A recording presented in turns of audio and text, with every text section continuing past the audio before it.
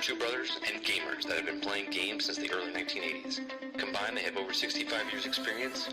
Join them each week as they discuss and rant about gaming and entertainment news. This is Generation X Gaming.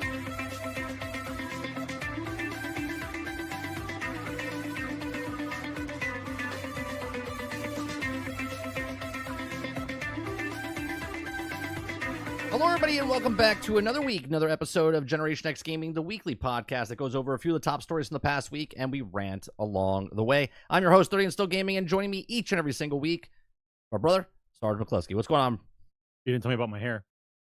I didn't test Minecraft because we played Minecraft this week. A bunch of other stuff that we've also played. We're going to talk about Lawbreakers. We're going to talk about Sony. We're going to talk about Hasbro and lots of other things as well. Oh, did something happen, chat? Yes. Did YouTube take a shit? Huge dump. Oh, awesome! I always love when YouTube does that. My favorite photo was me blowing myself with the gun and looking like this, and it's frozen that way for like 2 minutes. I love when YouTube decides to do YouTube. Right? They're definitely doing something.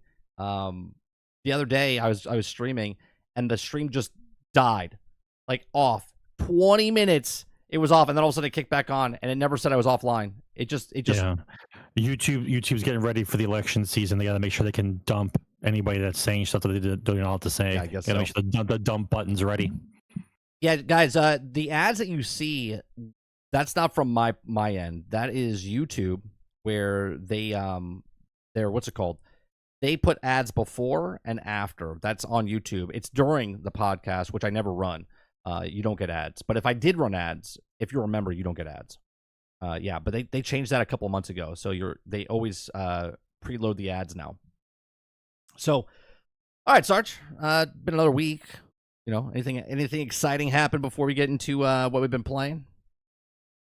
Yeah, since I shorted the Disney stock again and it took a dump, I decided to take the proceeds and buy some miniatures for myself for a game I haven't played in 10 years because I'm out of my mind. Oh, what? Warhammer I went on 40K? Yeah, I went on to Etsy, which is dangerous for someone like me because I drink. So I went on to Etsy and I typed in Epic 40K proxies, and the amount of pages that I got is so terrifying that I literally thought about taking what I have as my collection and selling it just to buy these because they're like half price, and I can make money just from selling off my old stuff and just buying this 3D printed stuff because this 3D printed stuff is amazing. I gave it a test run. Are they doing a resin? I sent away for some key ones just to look at the molding, just to see if they were fucking with me. Like I bought like one thing here, one thing there, just send it to me. And you have to wait like 2-3 weeks. I don't know if it's in Bangladesh or some island nation off the coast of Africa that's using it for some kind of illegal illicit activities. I know it comes from somewhere. This is coming from a normal country. Let's put it that way. So I got them, and they're so good. Like the detail on them are so good. It's like, why do I paying all this money for the real stuff? I could just get this stuff for 3D printed. Well, is it a resin? It's that resin where they print upside down type of thing. Is that what they're using?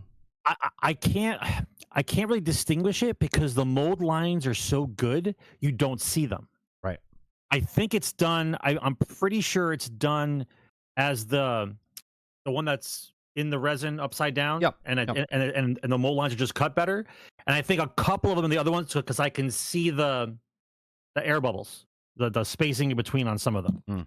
But it's not that bad. Yeah, but if you sand it down a little bit and then paint them, you wouldn't see it at all. We're talking about 6 millimeter. You're standing 3 feet away. When you look down at the table, you're not going, the guy's gun's broke. Like you don't see that shit. All you see is the guy. Like you don't. You paint them where they pop. Yeah, but they like waste. It's red, like it's red with yellow highlight, or it's black with red highlight. You don't see like, oh, the guys look. Like yeah, but aren't the weight's extremely different, isn't it? Aren't the original ones like heavy, like they're got some weight and mass to it, don't they? No, I can't show you because I've been going through them right now. They're behind me, behind the green screen. All right, so I'm picturing the green screen. Picture a 4 foot by 1.5 foot tub. Okay. and it's filled to the brim with 6mm miniatures. Yeah, I remember when I was younger, you had and then your girlfriend at the time she was an excellent painter. Like she would paint the shit out of those things. Yeah, I tried calling her back since she's a millionaire now, doesn't need to work anymore. And I said, "Can I have my models back?" And she goes, "No, I like them. I'm going to keep them." So basically, what I had to do is I went online. She was excellent at painting those things. Oh yeah. So I went online and I found people that have the ones that she had, and I found them painted up and looked really good. And I got those. And I convinced myself. What I did is I drank a bottle of scotch, and I convinced myself that these are the ones that I had. They are not ones that I bought. Right. And so then I forgot about the ones that she has now. I don't know that she has them anymore. My brain doesn't register. She's a millionaire now? Yeah, she's fine. She's good. Is that... I'll speak... she's still with the same person? Yes, same person. And he does startups and stuff like that? Yep. They sold their business. They're done. Gotcha. Okay. Yep. Got it. All right, so getting to Travis's question. So... I can't get into it with you, Travis, but here's the easy answer. The answer is it's not the 25mm scale. It's not Warhammer 40K. It's the epic version, which is the 6mm stuff. You know, the little guys on the stand, the 5 guys on the stand. And your question is which army do you play? No, my friend. Yeah, he has got them all. I don't have an army. I have them all. That's right. It's a sickness. Like a girl has Gucci bags. I have epic 40K. Right? I have them all of them. I go online. I have a couple scotches, and I look for the guys that are pricing them underpriced, and I barter with them. Right? And I oh shit! I was supposed to snipe something. I think it's too late now. I thought you spilled something for a second. I was supposed to snipe something. Oh, he didn't snipe. God damn it! He missed out. Oh well, I missed out. It's gonna be a late night for Sarge. I missed out. I wanted to snipe it so bad. I wanted to snipe it so bad. All right. Anyway, so yeah, to answer your question, Travis, all of them. I have all of them. So it's a sickness, but you know. Yeah, Jason. Yeah, they just did that recently, like recently, where they basically they're Star Warsing it. They're Warhammer.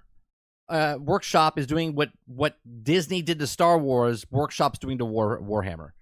They're telling everybody that the Force is female, basically, and it's for everybody. But yet, it's not for the people that made what the company is today. That's such. Please just change the topic. That's just such nonsense. I'm answering a question. I was answering a question. All right, that's total nonsense. Let's change the subject. Let's go to what we've been playing. Hey, look. I missed the snipe. It's working. I had to do all this last week. I missed the snipe.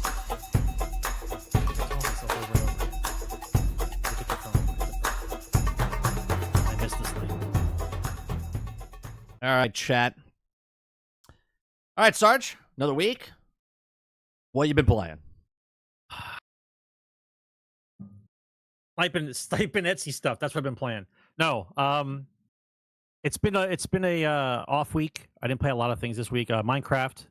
I played Minecraft. You guys went on a little adventure. My son and Sarge went on an adventure, and I decided to build dragging around a bowling ball with my cock. It's ridiculous. I decided to make a mob farm because we needed bones and a bunch of other stuff. And let me tell you, I nailed the shit out of that thing. Yeah, I built it inside a mountain. It took a little bit to get the top lined up at the bottom, out the door. I didn't think you were going to do it inside the mountain. I thought you were going to just do it in the middle of nowhere. I didn't want to see it. I wanted to hide it.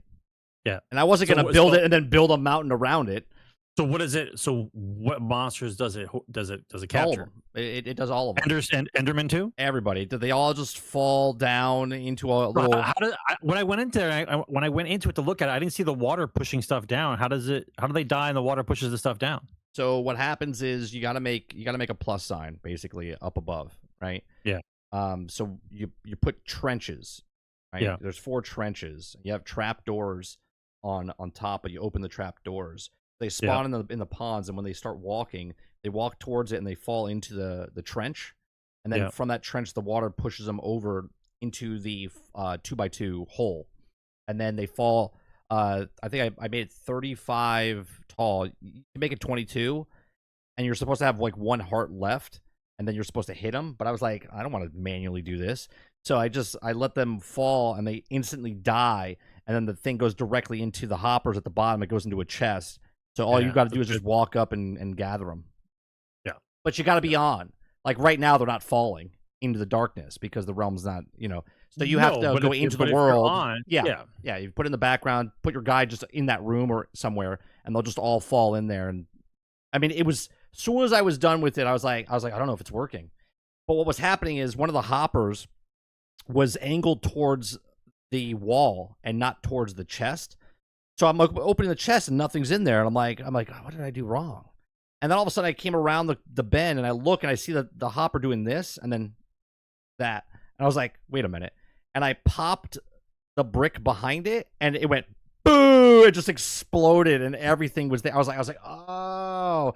So I had to remove all the bricks around it, reset the hoppers, then put the bricks back. And then now it's just working. Yeah. Now we need the iron farm. Yeah, we got to figure out the iron golem farm. Yeah, iron farm. Well, it's just called an iron farm. Yeah, I know, but you have to get the iron golem and the way it works. You got to trap him in a hole with a bunch of beds. No, you don't have to get the iron golem. You have to get 2 beds. Oh, you get the villagers inside. And you trap a zombie there, and it scares him, and it causes the guy to spawn, and then he falls into the flames and dies. That's how it works. Yeah, so I like going on. We have a realm server. It's well worth the price of admission. My son's had it for 6 years, and so it's just one giant world, and we just move from section to section, and we're basically me and Sarge play what's like Home Improvement. Like we're like HGTV. We like show up to a neighborhood. We're the A team. Yeah, they have problems. We solve their problems. But right, house styles. So we show up to a village. We see that village is like completely and utter shatter in shambles. So we just fix the town up and protect them, and then we move on. We build it up, we make sure they're safe, and then we move on like the A team. Yeah, self-sufficient. Yeah, so they can. We have to get it to where because I didn't realize. I keep forgetting what the rules are in that game, but now there's like these monster attacks in the middle of the day. Now they're not even at night. Like I got attacked during the day. Just a bunch of monsters showed up, and I'm like, what am I supposed to do here? Like half the town died, and you're supposed to. I don't know how you're supposed to repopulate if they don't have any food. So they have to rebuild, give them food, then they start multiplying again. That took like 8 in-game days to fix the problem. And I'm like, I can't have this. So then I had to knock down trees, plant trees, build the fences, put the torches up, like make a security perimeter. Like it took like a real day of like messing around to fix it. My son, the other day I was in the car, we're driving somewhere, and I said, I want to build a minecart from the mob spawner over to our town. And he goes, why? And I went, well, because I don't want to run back and forth and to keep moving stuff. He's like, yeah, but he's like, it's pointless. I was like, I want to do it because I want to do it. He's like, all right, that's cool.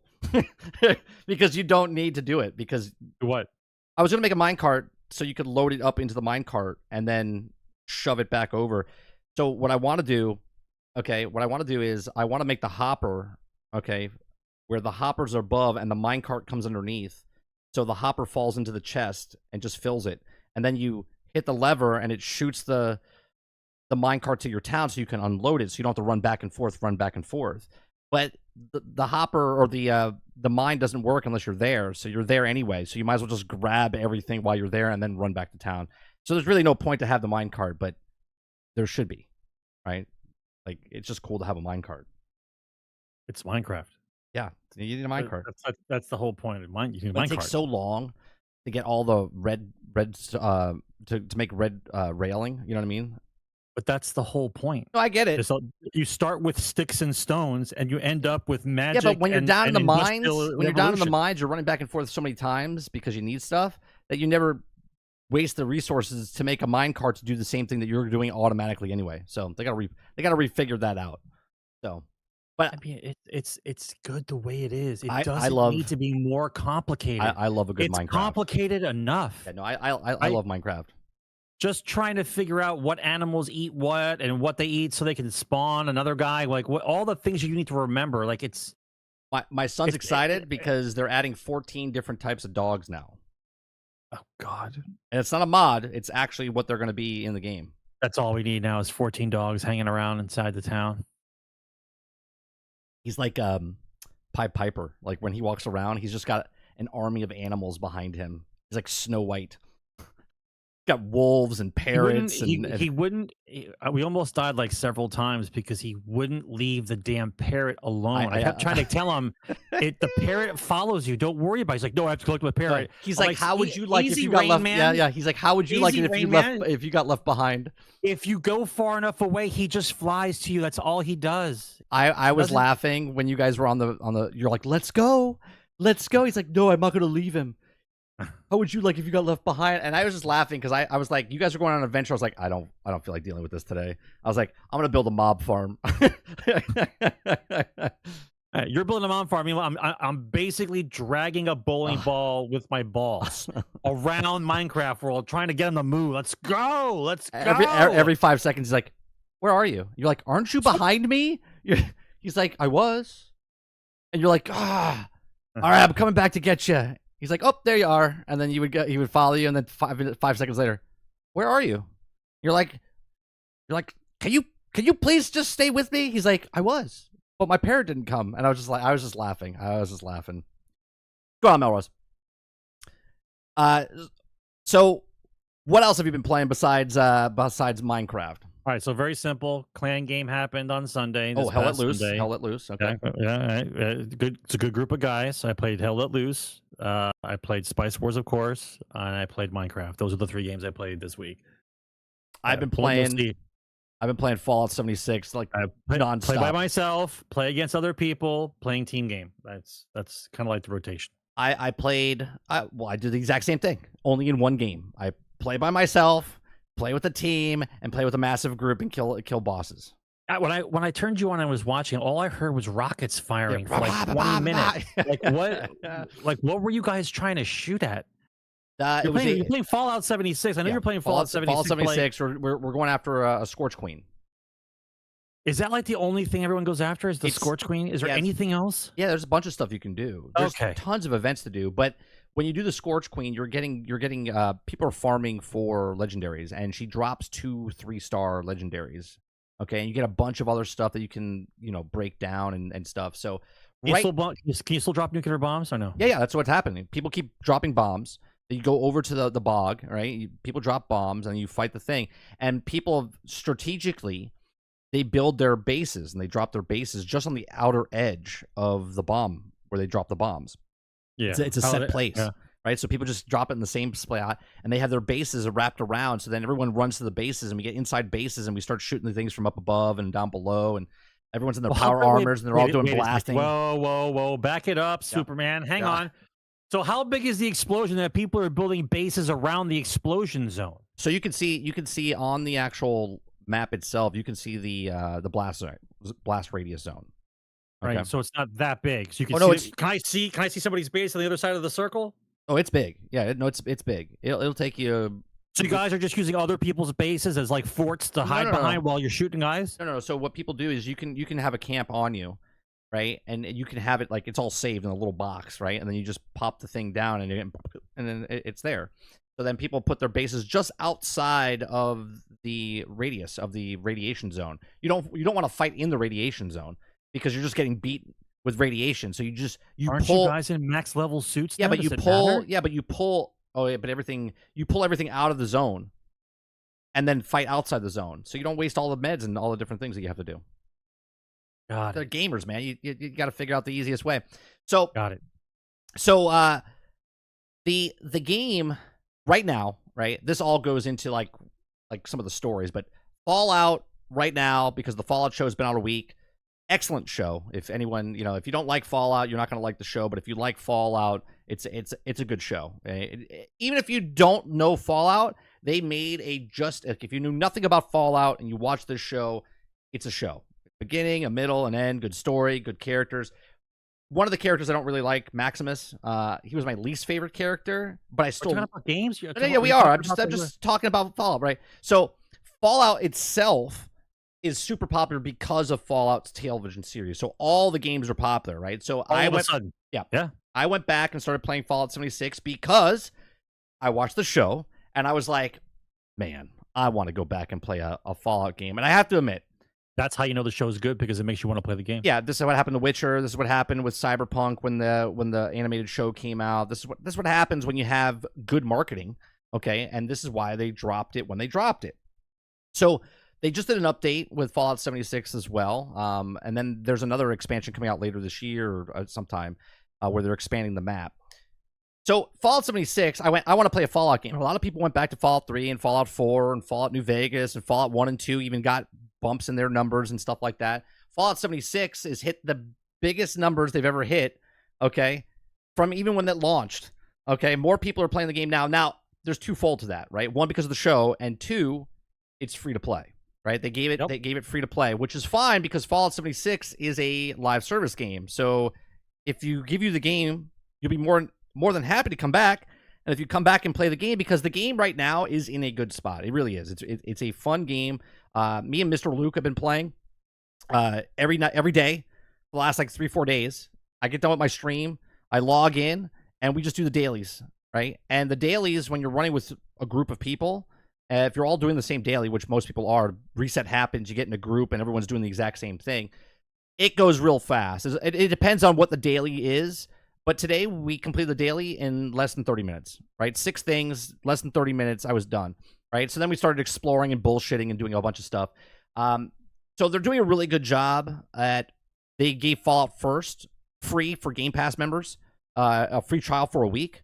And let me tell you, this is brilliant. Are you ready for this, Sarge? So inside the game, they gave you, if you get Fallout First for free, it's for a trial period. They've done this before, but this is brilliant. So they give you a stash box, which is unlimited stash. Unlimited. Okay? No limit. You can put as much shit as you want inside this unlimited for junk. Okay? So for this week, I'm collecting everything and everything. If it's not glued down in the creation engine, I'm grabbing it. Okay? I bring it back, scrap all the stuff, throw it in my junk drawer. Okay? Same with the ammo crate. They gave us an ammo crate where you have a machine that just does for ammo, a thing just for junk. So it doesn't. I lost 700 pounds of gear that was in my regular stash before I had Fallout First stash box. Okay, I lost 700 pounds of gear between ammo and scrap and junk. Okay, so there's 1,200 that you can hold in your regular stash, and I was like, every day I was like, oh, I'm maxed out. Now Fallout First free week. I was like, all right, because Mr. Luke's like, if you get it, you can keep it forever. But the thing is, you can't, if you stop paying for Fallout First, which is a free trial, so you're not paying for it, he goes, you don't get to access to put stuff in it anymore, but you can keep taking out of it. And I went, oh. So basically, you're trying to do super hoarder, and you're throwing everything in there for a week. Everything I can this week, everything I can possibly grab, throw in there so I have as basically unlimited resources, right? Put it as high as possible. But here's the bad thing. If you stop paying for Fallout 76 and you do this by mistake, okay, let's say I have, I don't know, 10,000 lead inside. And you say collect all. And I collect all. You're screwed. It's on my body now, right? And I can't put it in. I can't put it in my workbench. Screwed. You can't walk. I can't walk. I just gotta drop it or do something. You would be screwed, right? So you would be forced to pay for Fallout First for 1 extra month just so you can put the shit back in, so you don't. Is the collect all button this big on the screen, and only pick up one thing at a time? About button right underneath it, yeah, about that big. You don't want to just smash the button. And does the cursor do this accidentally? No, while you're moving around, just kind of tweaks up like that. It doesn't do that, but that's what would happen, right? Dave says Fallout First is worth it for the server and those stash boxes plus the money that you pay for it. It basically gets the Atomic Store bucks. Yeah, you get 1,600. You get a bunch of bonuses and stuff with Fallout First. Regardless, right now because the show's out, everyone's hyped for Fallout. Right? I think they screwed up a little bit with the Fallout show because I don't think they should have released all the episodes at once. I had a conversation earlier this week on my stream. I think they should have released it week by week. Yep. Because it would have the longevity of this hype would have lasted a lot longer. But they're greedy. They want monthly subscriptions, so they get everyone to influx and get them on. Sure, right. That's why. That's why I went in, and here's what I love about Fallout 76. Right, 5 years later, it's still got some issues and bugs, and the servers are crashing again because there's so many people playing. Okay, but let me tell you, the community in Fallout 76 is one of the best communities I've ever played with in any video game in the history of video games. Everyone, this game from when it came out, there was PvP, there was battle royale modes in this game, right? There was PvP, and the community was like, "We're not doing that. We're not doing that. We're not doing PvP. We're not doing anything like that. We all work together," and that's what they did. And here we are, 5 years later. They've adopted and changed what the fundamentally what the game was to what it is. Okay, no one goes and fights people holding off. You can get these areas for these farm areas for lead and different things. Like you take it over. No one tries to fight you for it anymore. They're just like, yeah, that's fine, right? So there's a whole new wave of people coming out of the vault. Okay, so you can come out as a brand new vault, like 1 level 2, or you can level up quickly to level 20. So you see a lot of low level or level 20 guys coming out of the vault, and they're spreading around. People are so nice. They'll give stuff. There's stash boxes now that if you have extra stuff that you don't want, you could throw into these red stash boxes for other people to take. It's just a really, really good community, right? Fallout 76 itself, it's not the greatest game, right? There's still its bugs and glitches. It's Bethesda. It's Bethesda. Okay, but the best part about this is playing with other people. You can play solo, and this is what a lot of people don't understand that are not playing Fallout 76. They're like, I'd rather play a solo game. You can, and you don't have to get Fallout first to have your own private server to play solo. You can literally get in this game and never come across anybody else. Everyone just sticks to their own thing. You might do a passing by of somebody in the background. Someone runs by, waves to you, and moves on. They don't help you out. You don't have to meld in with the group activities. You can just go on the story quest and do everything you want by yourself. So what I always missed, right, when we played Fallout 3 and Fallout 4, we would just get on Xbox together. I would play Fallout 3. You would play Fallout 3. We would be on headsets together talking to each other. Where you at? Oh, I'm over in this section, right? Like we were playing the game together, but not together. Still trying to sell me, huh? No, I'm not trying to sell you. You're still trying to sell me. I'm not trying to sell you. That's exactly how you talk. No, when you try to sell me shit. No, I'm telling you what I like. Why I like 76. Yeah, great. That's great. I've heard this already, and you still sound like I'm at the car dealership, bro. That's exactly how you sound. What you gotta do, Sarge? You love it, bro. You play. We know you love 76, bro. No, I'm not saying you. I'm saying me. This is why I like Fallout 76, because you get to play with people. Like me and Mr. Luke have been joining forces and just adventuring together, and it's cool, right? So we go around and we do stuff. It just makes it that much a little bit better than what those games are. Now, don't get me wrong. Fallout 4 has an update coming out at the end of this month, April 25th, I think, or April 26th. And they're doing the I don't know if they're doing a graphic update, but they're doing a frame rate update. They're doing a widescreen mode for PC and whatnot. They're doing a bunch of upgrades for Fallout 4, so that's right up your alley, Sarge, right? You already own it. They're doing a free upgrade, so you're going to be back in the Fallout world in Fallout 4. You love Fallout 4, right? With your villages and all the stuff that you had to do, right? So they're doing an update for that at the end of this month. So we'll talk about that next week or 2 weeks from now. We'll talk about that. I'll probably jump back into Fallout 4 just to see the changes and whatnot. But I just love, there's so much to do. And I just broke 100, level 100. Like level 104, 105 now inside the game. I saw a guy, the highest level I saw was 2200. The highest level I saw online was 7500. I can't imagine, right? These guys are just obliterating everything because they've added a legendary tier now for your cards. And then you can like scrap your other cards to upgrade your legendary cards. And every level you go up, you get more stuff and you can get buffs and add. There's just a lot of end game stuff that you can do. Just keep going and going and going. But what's impressive? But is there something to fight when you're that level? Yeah, it's always your level. Everything's always your level. Okay. Yeah. So let me show you. I came across this guy last night. We were playing the game. Okay. Let me bring this up. Okay. I came across this dude. I walked up and I found a vendor, right? And I was like, oh, what is this? I was like, oh, cool. It's a Red Rocket gas station, right? So I walked up. The dude's gas pumps basically are like the vendors that you buy stuff from. Okay. And then I started walking around. Okay. And I found this dude's here. Let me fast forward just a little bit here. All right. So then I started walking around this guy's place. He had plans I was buying. And he makes, oh, I went too far. he made a diner, and this diner is so freaking cool, and the attention to detail for this, and I'm like, this is crazy. Now you look at this and you're like, wow, but to know how much time this man put into this place, it's called creativity. Yeah, you walk in, you look exactly like a diner. It's Nuka-Cola themed. He's got it like a diner, right? This is not a place that's in the world. This is a place that he built in the world. And that's what I love. A lot of these people that do like the role playing, or they want their building to look like it's part of the landscape. Like right now I'm building a brand new base underneath this bridge for my base. And he was so excited that I was in his base that he came in and started like giving me free shit. Like, hey, look at this. Look at this here. Did you see this?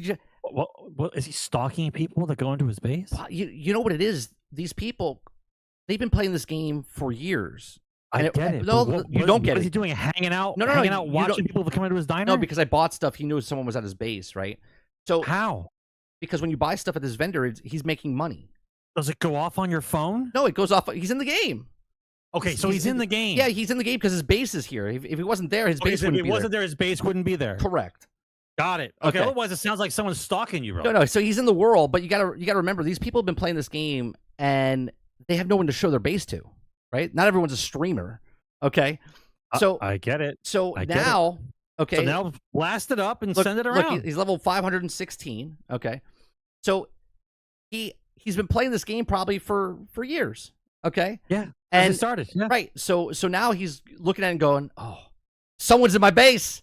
Let me show him around because this is awesome. Someone's in my base because there's an influx of people coming to play the game. Right. So that's what's cool. Right. So like I look at this, I go to people's bases and you see some people just kind of whatever. They just put a base up there. But there's certain people that just do the attention to details and stuff like that. And this is one of the better things I've activity. Look, like see, he gave me a bowling bag with stuff in it. Like the guys who are working on the London mod. Yes. Creativity. Yes. I wish they did the building. I forget if the building was better in Fallout 4 than it is in Fallout 76. It was wonky. It's wonky in this too. But you had to use workarounds. Like people found out how to do workarounds.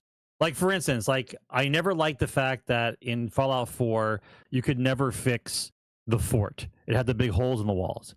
But then people know how to clip the walls and fix up the fort. Right. Right? Then of course there's mods that are just like, I fixed the fort for you. Put this mod in, the fort's fixed. And like, yeah, okay, I get it. Because people don't like the fort to be broken. Like if you were gonna take over the fort in Fallout 4, you would fix it. Yeah. You'd make concrete, you'd fill in the holes, you'd fix it, right? But in the game, they don't let you fix it, so you have to do these wonky workarounds. But then, of course, the modders are like, nope.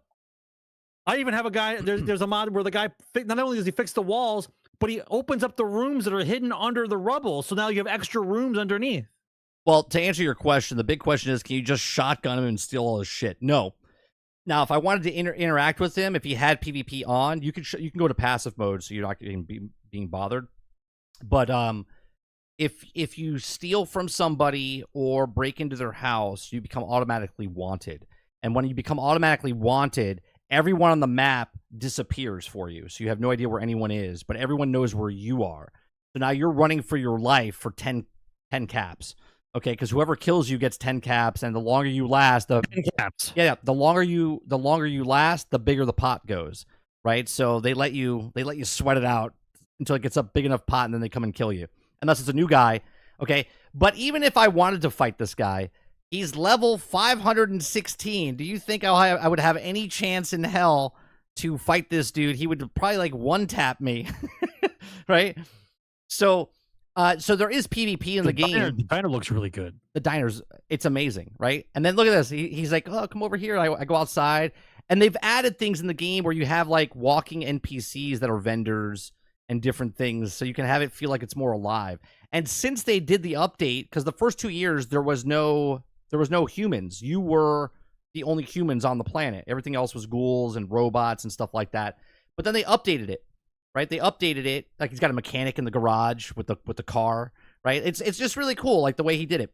So, but now there's the whole world, the whole map has changed. There's towns that were had mutants, super mutants in it, but now the super mutants are gone, and now there's blood pack inside there, or there's but marauders. what they still should have done is there should have been locations on the map, okay, specific locations that people could bid for, not like fight over, but like you want to start a town, and like so let's say there's like 10 buildings, right? 10 buildings, and you get to pick the one you want to do. Like you want the weaponsmith, the armor guy, and you pick the town, and the town builds around you, and then it's an actual town. And then the town can be attacked, the town can be destroyed, but everybody has the town to go to that's a made up town. And then things attack it. Now, if they destroy all the buildings, the town goes away, and you have to rebuild it over again. Like, make it interesting. Well, it's a post-apocalyptic world. You should be able to build some stuff. They do that. The only thing that you can't do in your example here is that you can't build too close to somebody else because it's a radial circle, so the circles can't overlap, right? So you can build pretty close. But you do get attacked. It's independent town, like they did in like Galaxies and a couple other games. No, I understand that. You make your own town. I understand that, but you do get attacked by NPCs in the game. You get attacked from the Scourge Queen that flies overhead. If your base destroy your shit, yeah, they do. Your whole house could get blown apart, and you have to use the resources to rebuild it. Absolutely. Okay. My generator gets blown up once a week. Okay, in game. Where I have to spend the money and they have to pull resources out of the game somehow. Correct. People just hoard. So if I don't have nuclear waste, then I have to go find nuclear waste, and then I have to go to the store, and then I have to do stuff. So they constantly keep you going. Then if someone wants to drop a nuke on your base, they could drop a nuke. It levels everything, right? You don't lose all your shit. It's inconvenience. You have to rebuild all your shit, right? So yeah, it's a fun game. I haven't spent one penny in the game. I've just basically, there's a whole list. You can see this. I'll pause it for a second. You can see this list on the side here. This is just everything I have marked of what I have to do. Like it says level 5 more times, explore Appalachia for 7,600 hours, which I'm never going to do. Full rank up perk cards, 6 of 7. Learn to cook recipes, 67 of 76. So every one that you hit of these, it gives you like 40 atoms, which is the in-game the premium currency that you can buy stuff from the game's item shop, right? So there's pay to win bits inside the game. 100%. I haven't heard about this game forever, and as soon as this show comes up, you're head first into 76 again. Yeah, that's what I said. Incredible, because of the show. Incredible. Yeah, I know. Exactly. This is exactly why I think Transformers. Did you see the Transformers trailer today, Sarge? Which Transformers trailer? They made an animated Transformers trailer called Transformers 1, and I guarantee you, when you watch it, you will punch the screen. You will punch the screen because they've turned it into like a Pixar film. So mad about the sniping thing. Let me just tell you what the trailer's about real quick, Sarge. It's about Optimus Prime and Megatron before they became Optimus Prime and Megatron. They're young robots looking for adventure. Yep. Oh, God. That's all I'll tell you. What is it called? Transformers 1. Okay. So that's the games I've been playing. Is Fallout 76 is basically the only thing I've been playing. Let's get to the top stories so then we can continue talking about this stuff.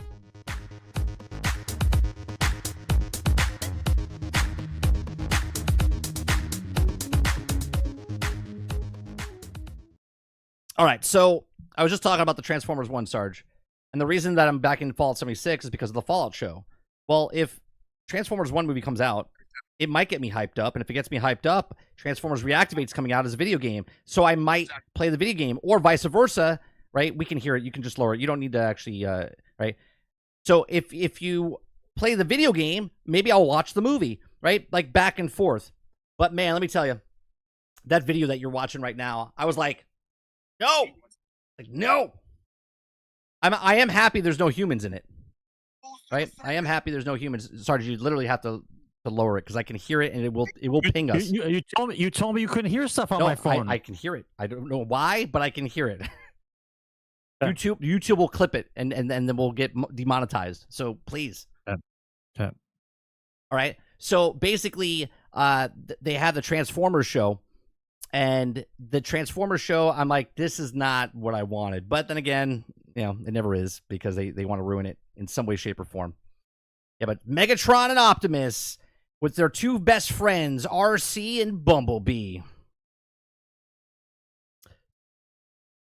Is Atlantic City in Fallout 76, the new map? Yeah, Pitt's there and Atlantic City's in there. There are expeditions that you go to, is what you do in Fallout 76 now. And they're going to be expanding the map later this year, I believe. Every vault comes with a geck that you also get outside, makes the surrounding area inhabitable to form small towns. I mean, I think what Sarge is saying would be awesome if they did what like Galaxies did, where you can make your own towns and stuff like that. That would be cool. I don't know how that would work though, because when you log out, your house disappears, so your town would always constantly be changing, right? It's not a persistent server that you're joining every single time. Yeah, Sarge's face. Two robots, young robots looking for adventure, and they become Transformers. It's not for us. It's not for us. No, it's definitely not. It literally is like a Pixar film. So if this is the way the show's going to be, then you know what your game's going to be like. No. The game is based off Generation 1. It's not based off of what you're watching there. They don't even have the right voices. That's Chris Hemsworth as the voice for Optimus Prime. They have an all-star cast for it, for the voice actors for that. It's like an animated Batman without without Hamill and Conroy. Yeah, it's weird. It's weird. So Megatron turns into a pistol in the game? No, he'll turn into probably a tank, most likely. When I say based off of, you gotta remember, Travis, okay. Megatron can't turn into a gun because how would you get around? You're like, I'm gonna transform, and you just like what, fall over and you're just a handgun in the middle of the ground? No, they make you a tank. But Gen 1 was a pistol, but he wasn't a pistol when he was on Cybertron. Like he was a vehicle, and then when he came to Earth, he was a pistol, and then Soundwave wielded him.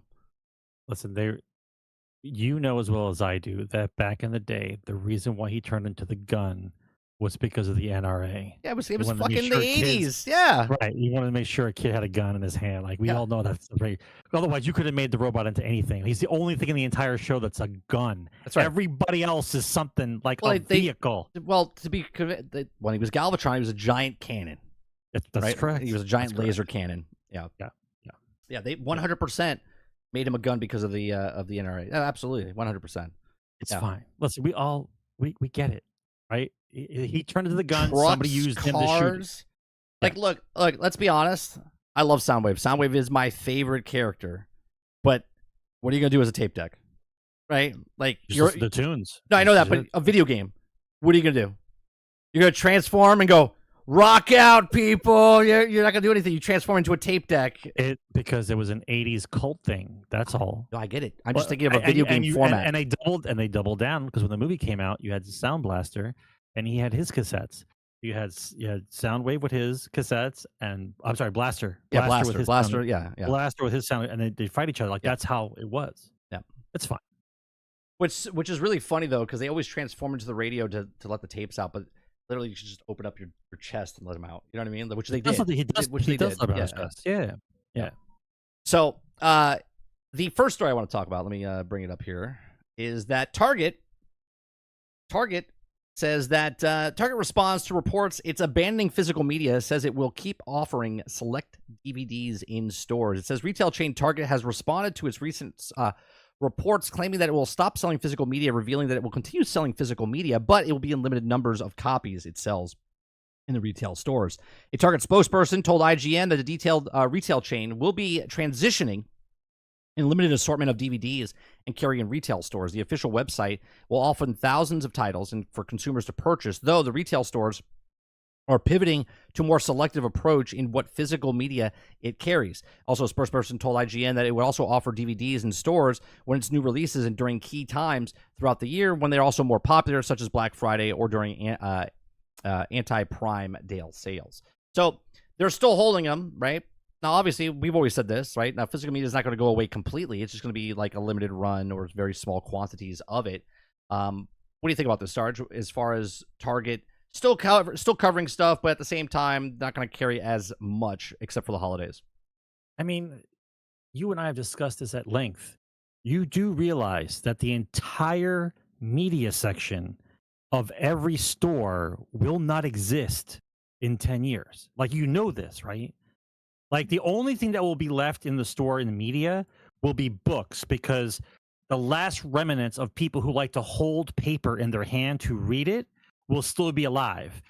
But these other kids who don't give a shit about any kind of book ever and won't be able to read in 10 years, and it's going to turn into idiocracy. And unless it's an electric screen or an electric book, they're not going to buy it, right? Because where are you going to keep all those books, bro? Why would I want to keep books Right. when I could have all my books on here? Books Like, are I so get the argument. Stupid. I get the argument. But at the same time, turn a you know page. that the media is not going to exist. No games, no CDs, nothing.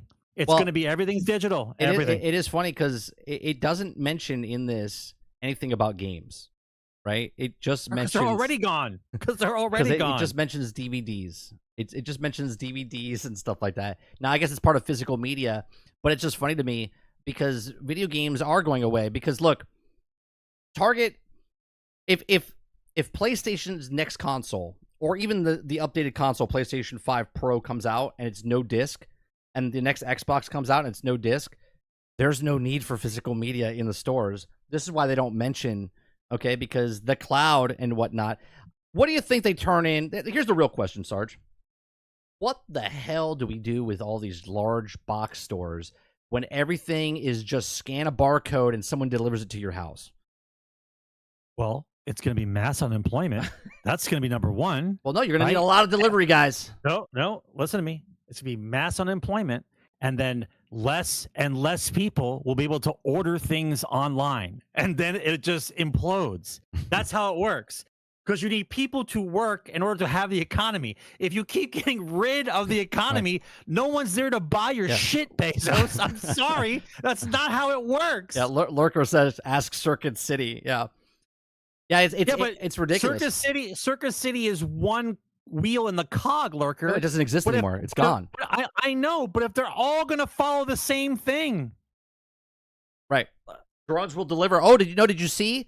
I already seen it, Water. I've already seen the drones delivering. The drones are getting attacked by crows. Did you see this? The birds are attacking the drones that are flying above their nests. Even the planet doesn't like Skynet, bro. The birds are stopping fucking Hitchcock. They're like, watch out for the crows, baby. Oh, speaking of which, right? I don't want to alarm anybody, and I'm sure everyone will think it's just me being tinfoil hat. You know what? I should get the tinfoil hat out of the. We should have a tinfoil hat section. I think there's a tinfoil hat. Oh, hang on. Yeah, so I think the Target stores are going to turn into, because our malls are turning into. The Mall by Us has a large DMV in it. It's got like a DMV, a movie theater, and like really niche stores. Nothing else. Everything else is empty.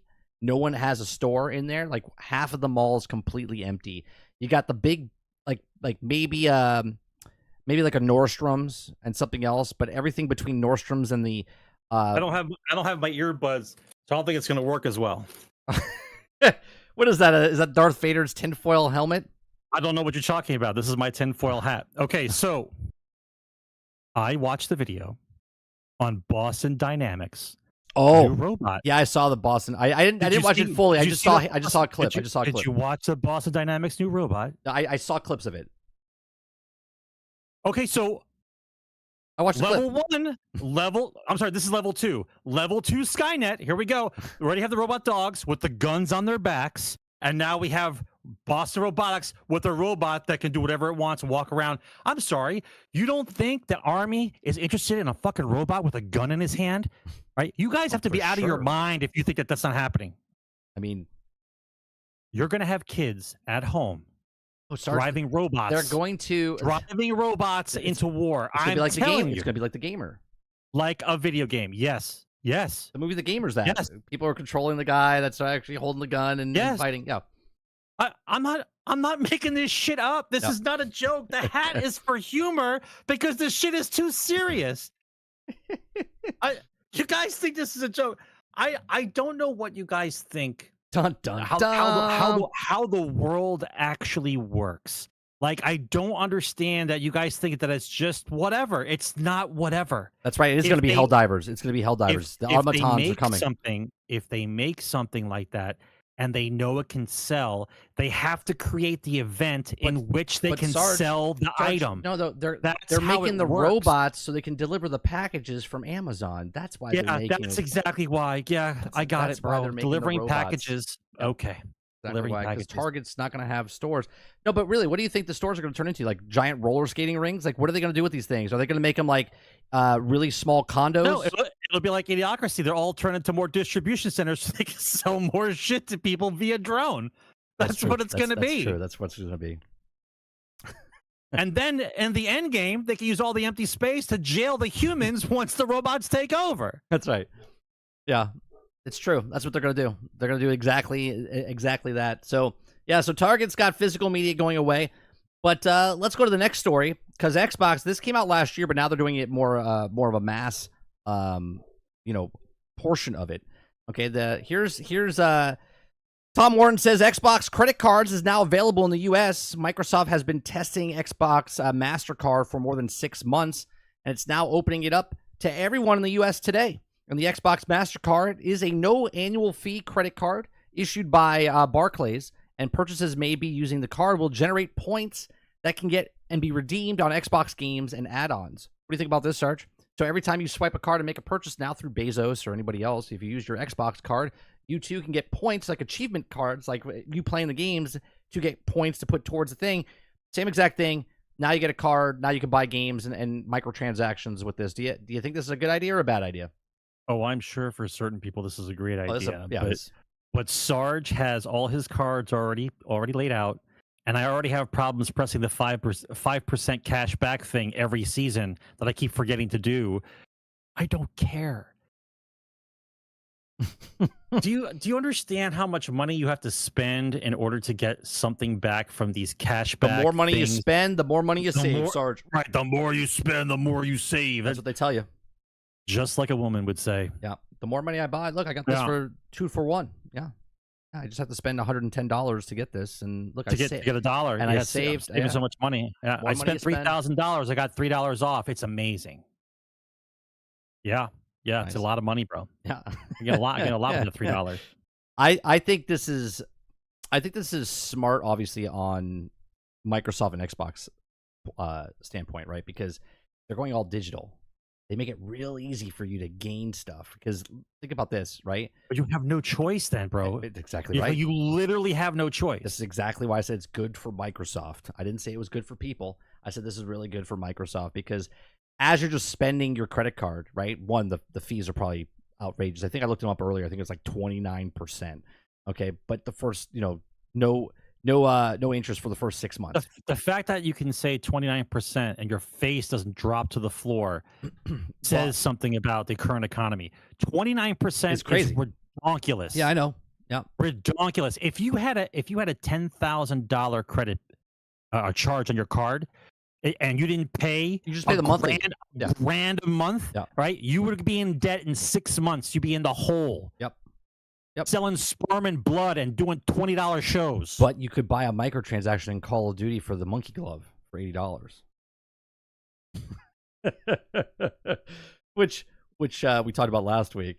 Yeah, Kingard had a video on that, which I thought was funny. I watched when you were watching his video. That was amazing. Yeah, he was just so pissed off. He was just ranting about the Call of Duty monkey glove. So yeah, I think I think a lot of companies are going to do this. I think down the road. I mean, Microsoft's a much bigger company than Nintendo and PlayStation, so I don't really think Nintendo is going to have their own credit card. Microsoft is a much bigger. You don't need all the credit cards. Travis, no. I understand that. What I'm saying is the company itself. You need to use a credit card. You need credit, right? This is a crazy world we live in. You need credit, but the idea is you set a credit card for things like your phone bill or like your electric bill on purpose, right? You set it. And then when the bill comes in, you pay it off in full and it builds up your credit limit.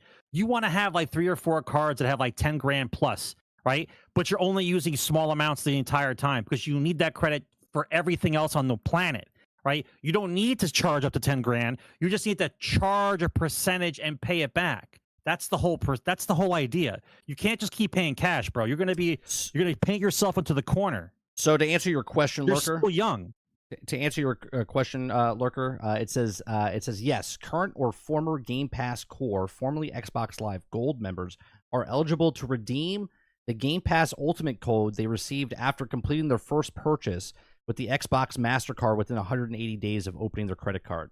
So if you opened up a credit card with the Xbox thing, you get a code for Game Pass, for the basic one. But it says Xbox Live Gold members are eligible to redeem the Game Pass Ultimate code they receive after completing their first purchase. So as long as you made your first purchase, you get a code for the Game Pass Ultimate code. So yes, there you go. So, yeah, I don't think what I was saying. I don't think that like Sony will have their credit card. I don't think they're a big enough company. Everybody wants you to have a fucking credit card. No, but bro. what I'm saying is Microsoft is look. If you just speak Xbox, it'd be stupid for them to have a credit card. But Microsoft is Why does Microsoft want you to have a credit card? Because Microsoft wants it to be a one-stop shop, just like Google wants to be a one-stop shop, and Twitter wants you to be a one-stop shop, and all this stuff. What I'm saying is, Ballsack wants a one-stop shop, but it's not always available. good to have a one-stop shop for your ballsack, right? So Sony's not big enough. Nintendo won't do this. Nintendo's not going to give you. They'll run deals on their subscription service, or Sony will run the PlayStation Plus deals and stuff like that. But Microsoft's looking to, basically, if you own a computer, they're like, yeah, those are potential customers for everyone has a credit card. We're potential customers for that, and everyone likes gaming. There's 3 billion gamers out there. Some of them are going to get a credit card. So I think that's it's interesting. I mean, I'm not going to get a credit card for Xbox with the percentage rate that high, the interest rate that high. That's just insanity. Next story I want to talk about. Remember when I said Call of Duty is losing its way, Sarge? Right? I said I've been saying this for months, maybe over a year. Right? I said Call of Duty has lost its way. And they've done the microtransactions with these skins of Nicki Minaj and Snoop Dogg and a sloth and a dinosaur and whatnot. We knew Cheech and Chong were coming. Okay, Cheech and Chong are here. Okay, awesome. The new Call of Duty DLC is all about weed, turns enemies into joints. Okay, one of the Call of Duty's most out there DLC packs has arrived. And Call of Duty's latest DLC operators have arrived, and they also have none other than the legendary stoners, Cheech and Chong, who arrived just in time to celebrate 420. Cheech and Chong bundle comes with both characters, and they both voiced by Cheech Marin and also Tommy Chong themselves. They also include the new Tracer pack that also turns enemies into joints, as you can see in the video down on the page. So let's watch this. Let's watch this video here. Yeah, they turn in. If you missed it. Let's play it again for you. So when you kill them, they turn into a giant joint. Okay, let's watch that one more time. And he goes puffs up into smoke. That's because they just got smoked, bro. They just got smoked. That's correct. That's the joke. Okay. That's the joke. It says they check just out got smoked. Check out the trailer below, and also Snoop Dogg, who returns in Call of Duty in Season 3 Battle Pass as well. Cheech and Chong's bundle also comes with the dankiest MTZ 5.56 weapon and the HRM9 gun. Players also get the B Mellow decal and also Smoke Buds weapon sticker, amongst other items. The bundle is priced at 3,000 COD points. It's about $30 USD. And then, which is a higher price than the normal operator packs, but it's also mentioned as a bundle comes with 2 operators. The Cheech and Chong DLC is available in Modern Warfare 3 Warzone and Warzone Mobile, as also games share store bundles and progress. You can also see a rundown of the new content in the Cheech and Chong bundle in the video down below. So let's watch this real fast to see what the bundle is. So just so we're on the same page, right? I don't personally care anymore. I don't care. Yeah, right? I don't play this. But if we had joints in a video game when we were kids, every special interest group would have lost their fucking mind. Do you remember when they were there'd be protests and government officials would start to come in? Hot they'd have coffee. Hot coffee right? was in Congress when GTA Hot did that. Was in Congress. Yeah. So shooting dudes with a gun and they turn into joints, like what? What are we talking about? That's fine. So, look, obviously as a gamer, I think this is fucking hilarious. Right? It is hilarious. But at the same time, it's Call of Duty. Where has Call of Duty gone? Right? Right. It's off a cliff. Okay? That's it. Like, look, you know what the clientele is, right? There's nobody under the age of, 37 that knows who Cheech and Chong is. You've heard of Cheech and Chong, right? The kids do not know who Cheech and They Chong have is. no idea. Anyone under the age of 35 doesn't know. They're like, who's Cheech and Chong? I don't understand. That's right? Who are these old guys? Right? Is it the guy from And Fortnite? why are they medicating themselves on the game? I don't understand. Yeah, it's hilarious to me that they've done this. They're like, you know who's playing? I mean, the average person has to be over the age of 35, right? I would assume that's playing COD. I mean, anybody who's paying that kind of price tag for the same crappy game over and over again, hopefully has a income. Yep, I would think so. Well, El Dente, you know who they are, but did you watch the movies? That's the question. Did you watch Cheech and Chong when you were younger? Right. I seriously doubt it. Like Tommy Chong's been in the news, arrested 17 times by now. You know who he is. And if you watch Nash Bridges, then you know who Cheech is. Like we get it. But otherwise than that, you guys have no idea who these guys are. Yeah. Come on. Majority of the people that play COD, okay, don't know who Cheech and Chong are. I'm sorry. Right? Yeah, right. Watch Nash Bridges, best Cheech ever. Yeah, right? Now, obviously, I think it's fine. As a game, you're like, it's just a game. Who gives a shit? But fucking $30 and joints and things. And I'm not mad that's a joint in any way, shape, or form. I don't give a shit. Do what you want. Does the mainstream media know about this yet? Like, the parent group thing hasn't started yet? Like, the call to arms against children in video games hasn't started yet? No, you know why, though, Sarge? Pot's in a completely different landscape, right? Because of all the edibles and stuff now. It's a completely different Have you seen the commercials for Mood? Oh, I haven't seen commercials. Period. You haven't seen the commercials for Mood? I haven't seen commercials. Bro, no commercials. Buckle up. TV is about to turn into RoboCop television. I don't have television. And I'm telling you, it doesn't matter if you have television or not. Commercials, period, on any media device. You're going to start seeing commercials like RoboCop. The commercials from RoboCop are going to come live. That's going to be real shit. I'm telling you. Yeah, weed is in now. That's exactly right. It's a completely different thing. Yeah, so I just think Call of Duty is completely lost what it is, and they're doubling and tripling down on what there is. They're like, yeah, we can make a lot of money off the stoners that play our game. They drink Mountain Dew and pop edibles, and they just think this is funny, and so be it. Fantastic. I just think if I was playing Call of Duty, which I haven't played Call of Duty in years, I would look at this and be like, yeah, I would see the wizard behind the curtain at this point and be like, yeah, I'm good. I'm not spending $30 on Cheech and Chong. Like, what other characters could they bring back, Sarge?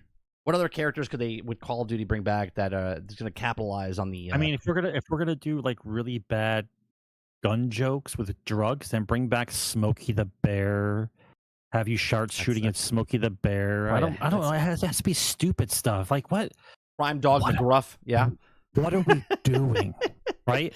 Why not make it so you Michelin can buy the guy? skins? Why not buy the skins of all the mascots from the 80s and have them run around inside of a Call of Duty game shooting at each other? I think that would be great. Like the Kellogg cereal mascots versus like the other kind of mascots. Right? Oh, yeah. I see what you're saying. Like, I'm running around as Count Chocula. I'm actually Count Chalky running around with the tiger. with Yeah, you can just do all that stuff. Yeah. Have like, well, I mean, we're going off the cliff anyway. Right? That way we can promote cereal and weaponry. Did you see the video I watched today about them putting going back to old movies and TV shows and digitally putting in advertisements? Did you see that one? I saw it and decided to turn you off. Okay. I just want to make sure you knew about that. Yep. Jones says Big Trouble in Little China characters. I'll tell you what, I'm a huge Big Trouble in Little China guy. Wouldn't go back to play that game. Wouldn't do it. I mean, I'm convinced that the character Raiden from Mortal Kombat is from that movie. Oh, 100%. That 100%. 100%. 100. Not 110%. Not even a doubt. No doubt in my mind. So that's Cheech. Yeah, so right, Salty? The Sesame Street characters versus the Kellogg's mascots. That's your Call of Duty map. And the map, here's the best part, Salty. And the map is Sesame Street. The actual street. Sunny That's where the Call of Duty match is. Yeah. And then while you're running around, the theme song for Sesame Street is playing in the background while you're shooting at Elmo. The parent groups would have such a great time. There would be picketing and protesting, and there'd be news reports about how kids are shooting Sesame Street characters. They can't believe they would allow such a thing for happening. Oh, there's some joints in there? Oh, we're good then. We're good. Yeah, it'd be interesting to see what other characters they. At this point, I'm excited to see what other characters they put in because if you're putting Cheech and Chong, I don't know if that's really high on the list or like scraping Fortnite, the barrel to try to figure out stuff. Fortnite has opened the floodgates of using whatever character on whatever skin on ever. I'm telling you, it's going to be Pandemonium, which was a good show in the 80s, by the way. Remember Pandemonium? I do remember Pandemonium. Yeah. You remember Pandemonium? Yeah. I think see that would be the okay. There you go. That's it. That's the winner. The Battle Royale is 100 characters, but they're all mascots from the 80s. Okay. Right? Everybody's a different character, and that's who fights in the Battle Royale. Can it be the 100 different because it's definitely 100. Everybody. Easily Everybody. more than 100. You can have all the Rainbow Brights versus the Care Bears versus the Transformers versus the Silverhawks versus the Sesame Street like everybody. Company says they recently added Dune to COD. So there's COD characters from Dune the film. They're doing cross promotion with films like that as well. Dave says Alf. That's like the 4th or 5th weed centric bundle COD has done in Modern Warfare 3. Interesting. Thundercats, yeah, they could do Thundercats. That's taken out of context, Solemn. You know as well as I do that frogs in an environment where they don't have the opposite sex to procreate. Somehow they're able to switch the genes and the frogs themselves or make themselves change over so they can procreate. It's not because of the fluoride; they actually can do it. It's one of their natural hereditary things that frogs can do in case they're in a situation where there are no opposite sex in the area. It's got nothing to do with the fluoride. The fact that we have Alzheimer's is because of the fluoride in the water, because we don't want to brush our teeth. So they put fluoride in the water. It's easy for everybody, right? It's easier that way. Water, they can put Transformers in anything they want. I mean, Transformers is in Fortnite. I don't own the Fortnite skin. I'm not a person that's like, I gotta have Optimus Prime to play the game. That's not me. I won't go back to a game because they put a character in the game that's not part of the game. Right? Like, if it's a Transformers game, I'm interested. If it's Fortnite putting Transformers in the game, I'm like, But you realize somebody's going to...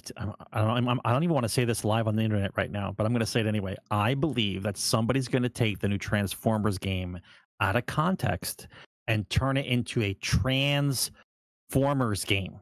Right, and they're gonna do that instead. They're gonna make a joke about that, and they've already done that. They did that in the comics. Somebody's gonna get butt hurt. They did that in the That's comics. what's gonna end up happening. I'm telling you, it's gonna happen. They did that in the comics, Sarge. They literally changed RC. She's a trans robot. I can't, dude. I just can't listen to this stuff anymore. Yeah. Just nonsense. So, speaking of live service battle royales and arenas, little comeback 6 years ago, Sarge. 6 years ago, Lawbreakers playable again for the first time in 6 years thanks to a fan project. Okay, those of you that blinked and missed 2017, 2018, there was a game called Lawbreakers made by Cliff Bleszinski with his Boss Key Productions, and they made this game for 5 years. It came out, and in 1 year it was gone, but it died before the 1 year. But they closed the servers down in 1 year, okay? So fast that they literally shifted from a game they worked on for 5 years, and they shifted over to Radical Heights, which was a battle royale game that they tried to capitalize, and it was like 80s themed or whatnot, and that bombed as well. But gaming saw a rise in the team-based hero shooters from 2016 to 2018 with the games like Overwatch, Battleborn, and Lawbreakers as notable standouts. Lawbreakers is long gone, but it's official. Fan Projects aims to revive making it playable for the first time in 6 years. Sarge, Gigantica just came back out, which was also 6 years ago. Okay, that came out. That was a MOBA shooter type of thing, right? I'll be honest. If they do this with Battleborn, just so I can get my fucking disc to work again, would be amazing if they brought back Battleborn, as long as I didn't have to pay for it yet again. So Lawbreakers developer by Gear of War lead designer Cliff Bleszinski, studio Boss Key Productions, was a 5v5 hero-based first-person shooter set in the futuristic anti-gravity landscape. Despite its promises, Lawbreakers servers were shut down a year after it launched in 2018. After the time at Boss Key Productions, development team released a statement saying that Lawbreakers failed to find enough audience to generate the funds necessary to keep it sustained in a manner, and we had originally planned for the anticipation. In May of 2018, Cliffy said, announced Boss Key was effectively no more following the release of the Battle Royale game Radical Heights. Today, Cliff said that announced that his official Twitter account said that Lawbreakers is on the eve of a comeback thanks to the unofficial fan project called RELB. He went on to encourage the players to join the upcoming public test by joining the RELB Discord server. Wouldn't it be a kick in the nuts to him that he had a company that made this game for 5 years? They couldn't do anything with it. It bombed. Made a second Battle Royale game, couldn't do anything with it and bombed.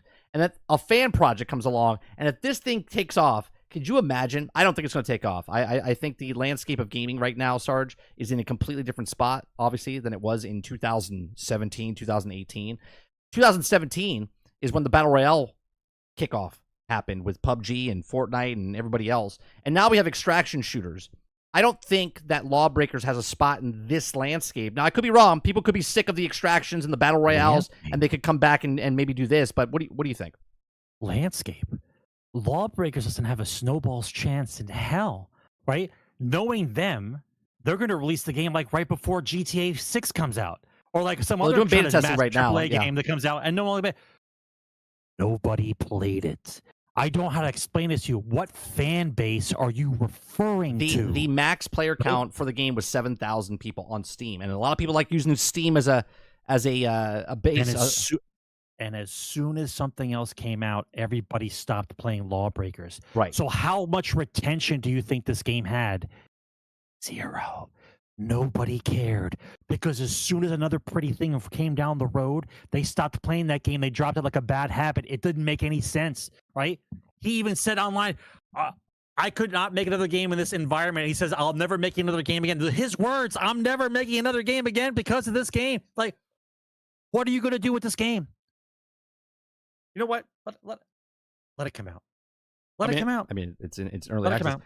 Let's see. Right now, Steam charts. Now, I don't know how accurate this is. Landscape. Obviously, it's not out yet. You mean the apocalyptic wasteland? That's the landscape.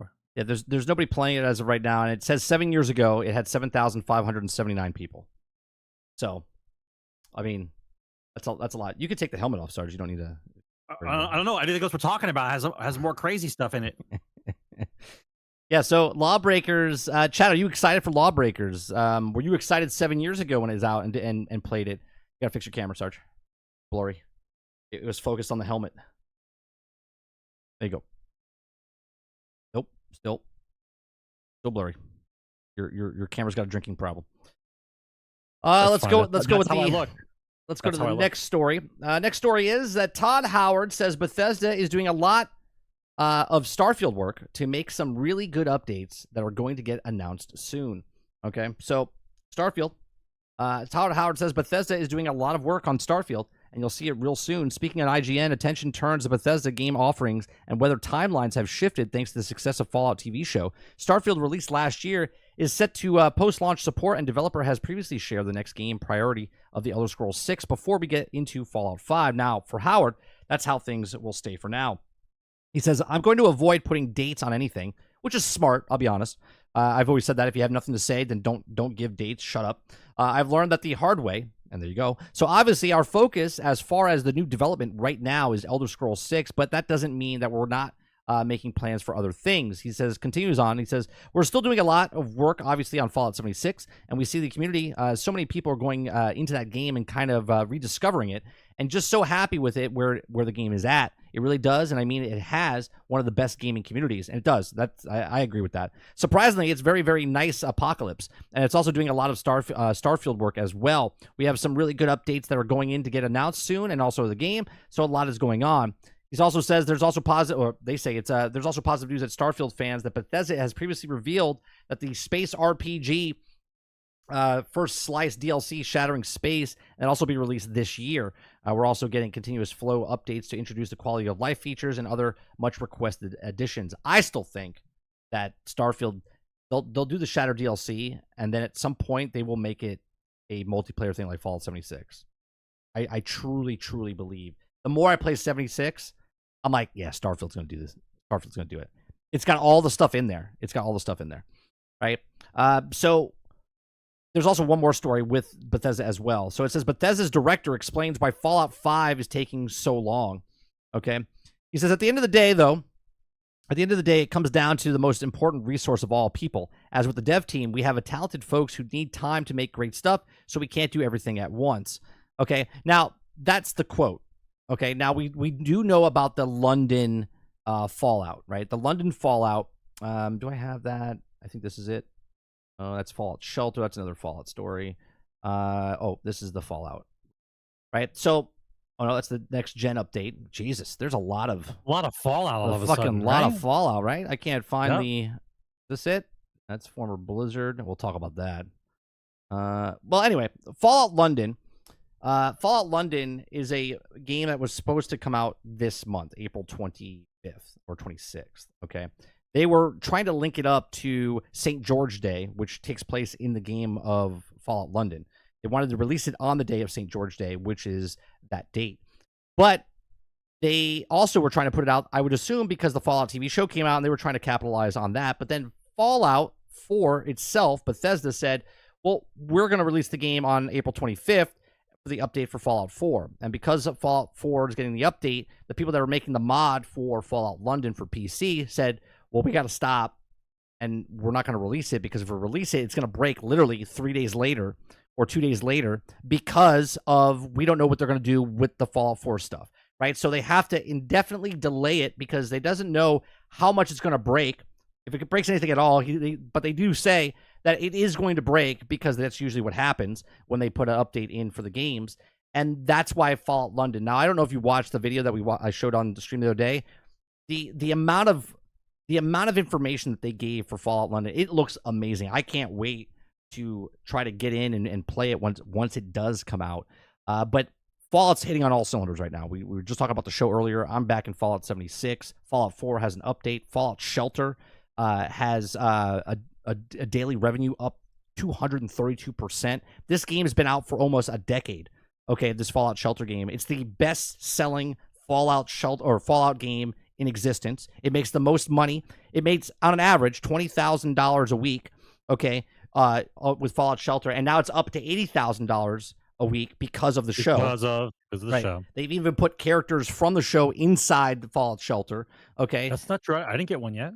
Oh, do you still play it? Yeah, they have those characters inside the game now. Yeah, it hasn't been updated yet. I don't know. Well, maybe it hasn't been updated on the Xbox. Maybe it's on the phone. Oh, I don't know. I play Fallout Shelter on the Xbox. This is on the Xbox? I totally forgot about that. Yeah. I have to go back. But it doesn't have the characters from the show. It has to be on the phone. It does. They might be random. I don't know. Maybe you have to buy them. I don't know. I haven't been in the game in. Well, I would think that 7 something years would have popped up on the screen saying you can get this guy, but I haven't seen any of those advertisements at all. I figured out the game loop, but it doesn't take me long. I've started three other vaults. I get to a certain point, and then I just stop because I don't care about the total collection. I care about getting to a specific point to where the vault is self-sufficient. I don't care anymore. If I remember correctly, I haven't played it in almost 7 years. Is there like energy that you have a certain amount to do because it's a mobile phone? No. It's not that. I remember hitting a spot where I stopped for some reason because I had to wait. The game punishes you for hitting thresholds that you think that you need to reach, but are not ready to be at that level. Oh, maybe that's people think you need to get to a specific level. I want to get higher. But if you get to a specific level in that game and your vault's not properly set up, when you hit that level, you can never go back down. So the game starts throwing the next level of stuff at you. And so what ends up happening is people that try to rush it end up getting destroyed, and then you end up buying boxes out of the thing to try to help you come out of the hole that you can never get out of. That's the whole thing. Like if you know the flow of the game, I haven't bought a single lunchbox ever. I have to go back. I know what missions to go on besides the weekly box that you get. I know what missions to go on that lead to the mission that gives you the box. So I just keep getting boxes. So Mr. Luke said he was playing it again. I get a lot of box. Yeah, Mr. Luke said he was playing it, and he said that when he went back in, he hadn't played it in half a decade. He said when he logged back in, all his stuff was saved. All the stuff was there. Yeah. So is it cross-play? Or cross-progression, I should say. Cross-progression. So if I play on the phone, will it move over to... I don't remember, because I do remember when it first came out that I played the same game on the Xbox on my phone. but then I didn't like connecting my Xbox with my phone, so I stopped doing that. So I think the answer is possibly yes, because I don't remember having 2 games going on, but I could be wrong. This game, to this day, I've been streaming for 10 years, over 10 years, okay? This is my most successful game I've ever streamed in my entire life. I had 1,600 viewers watch me play this when it came out, when it dropped on day 1. When they announced it at E3. This came out right before Fallout 4 came out. Yeah, this E3, came out right before. E3, they announced it and said you can play it right now. And I played it on my iPad because it was only out for iPad and mobile devices. And I had a way to hook up my iPad to capture the video. And I had 1,600 people watch me, and they absolutely loved this game. Okay, and that's the most I've never had that ever in on Twitch, on Mixer, on YouTube, nothing. So I thought that was pretty interesting. I might have to go back and check it out. Let's see. Fallout London delayed. We already talked about that. Fallout Shelter. And Fallout director explains that we were taking so long. Yeah. Let's go back to that for a second, right? Realistically, Sarge, they have a game that they're working on in Fallout 76. They're still supporting that, right? They're working on... It's one dude with a cupcake who's running Fallout Shelter. Go ahead. Whatever. They're still supporting it. They have Starfield. Yeah. They're still supporting that, right? Yep. They're working on Elder Scrolls 6. When do we see Fallout 5? When? Where? Yeah. Right? This is why I look at Fallout London, and I know there's a lot of jargon that has to go on behind the scenes, right? I watched their thing yesterday, and I said, why doesn't Bethesda just reach out to them and say, look, you did an amazing job. Why don't we make this a standalone game, okay? And we'll sell this, and you guys get right. Like use the people. I know they can't because there's a lot of legal jargon behind the scenes of stuff like that, and how would it work? And I get it, but they're so passionate. To be fair, the guys who are working on the Fallout London mod, okay, that's how game companies got started. Yes. Right. That's how when we were growing up, that's how game companies got started. People who are passionate about a game that was already out, showing what they could do to mod the game, and then they get picked to go work for a company because they see the work that they've done. That's how it worked. Yeah. That's how you got... How do you think you got noticed? You think Steam has been around since you've been born? Like, no. Do you think these indie companies were like formed into these other online stores? No. You had to get noticed because black market mods that people downloaded on their PCs, and then word of mouth talked about it, and then somebody would inevitably reach out to somebody else like, hey, this guy knows what the hell's going on. Let's call him. Right. Yeah, Paul, you're not wrong. It is possible, but the problem is with places like London, right? You guys remember when Spider-Man was coming out, and the new Spider-Man, I forget if it was like the Sears Tower or not the Sears Tower. There's the Empire State Building. What's the other one? I forget the other Chrysler Building. Chrysler Building. Thank you. One of them is not in the game because they couldn't get the rights or the likeness to use it in the game. I didn't know there were rights for buildings. Yeah, because people own them. Yeah, absolutely. Right. So this is what I'm about. It's a landmark. It's not. Well, it's a landmark to you. No, it's a landmark to you. But someone owns the building, and if they don't want their building in the game, they would have to get the release form for that. Right. So that sounds weird because every movie I've ever seen has the buildings in there. There wasn't a problem before. Of course, they have to get the permission for that, and this is what I'm going to tell you. Right. So Paul's saying that they can do it because of Left 4 Dead 4 and CS:GO. Those are very generic games, right? You're in a town and you're 4 people running through with a zombie apocalypse. Fallout London is literally London, right? So there's like the record company there and all the other places that are very famous and well known. Well, you can't just use that stuff without trying to get permission for it. Now, if you're independent, yeah, sure, you could do that. You could. They're not charging. Correct. You can do it. But if Bethesda did that, they would have to jump through hoops and go, all right, we have to get the proper people to give us an okay to use this, to do that. Because everybody's got to have a hand in somebody's pocket, bro. Sure. That's how this works. In the film industry, when we did you can't walk around in Hollywood without somebody having a hand up your ass looking at their money. So this is what happens behind the scenes. I would assume this happens the same way in video games. In TV and television, if I do a commercial and we're shooting somewhere publicly out in the street, we're allowed to do that. But if something's in the background that's well known, and we know it's on camera, we have to go get forms, have people sign those forms to give us the release forms. And if they don't release them, we have to blur their faces out. Businesses have to give us we have to get permits to shoot there. YouTubers have their phone. They can just walk in somewhere, They just start filming. They do whatever they want. No questions asked. They leave, whatever. They still make the content. People that actually have to follow the rules don't get to do that. So a business like Bethesda would have to dot the I's, cross the T's, make the full complete X's. You know what I mean? Like, they would have to do everything. Where theyese guys that are modders, there's like, let's just do it in London. Yeah, London sounds good. And they just do it, and they're like, this is awesome. Because they don't have to jump through the same hoops as a $1 billion business. Okay, but let's discuss this. And I mean this. I'm not trying to be sarcastic about this, right? So according to the article that you read, and according to the videos I watched and the other articles that I've read, they said that the people that volunteered their time for this mod was around 200 people. Right. Right. So 200 people is decently large volunteer studio, their time. Right? That's right. Volunteered. Yep. So what you're telling me is an all volunteer force spent the last 5+ years, 4 to 5 years, making a video game in their spare time because they have other shit to do, like real life stuff and another full-time jobs. Yeah. And made a game, and it works. But the guys who are getting paid to be there 60 hours a week with their overtime can't knock out a game in 5 years without throwing a bunch of shit on top. Passes, DLC, right. MTX, live service. That's right. Can't get it to work. But the volunteer force can. If you guys don't understand what's happening right now in the industry, you guys are dreaming. Right. They're dreaming. The problem is that the people that have passion, they just get to do what they do. And I'm sure they have within the realm of them working together, like, oh yeah, let's not do that. It's too much or whatever.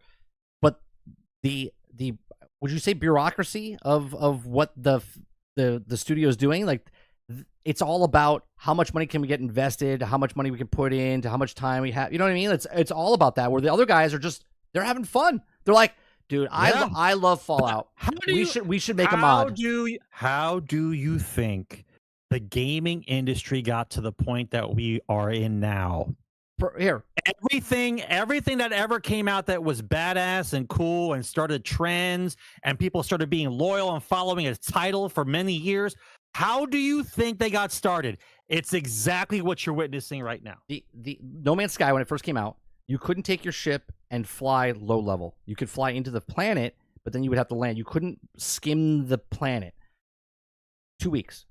2 weeks after the game came out, someone made a mod where you can take the ship and fly really low to the ground and whatnot. And then all of a sudden, Hello Games like, fuck, that makes us look bad.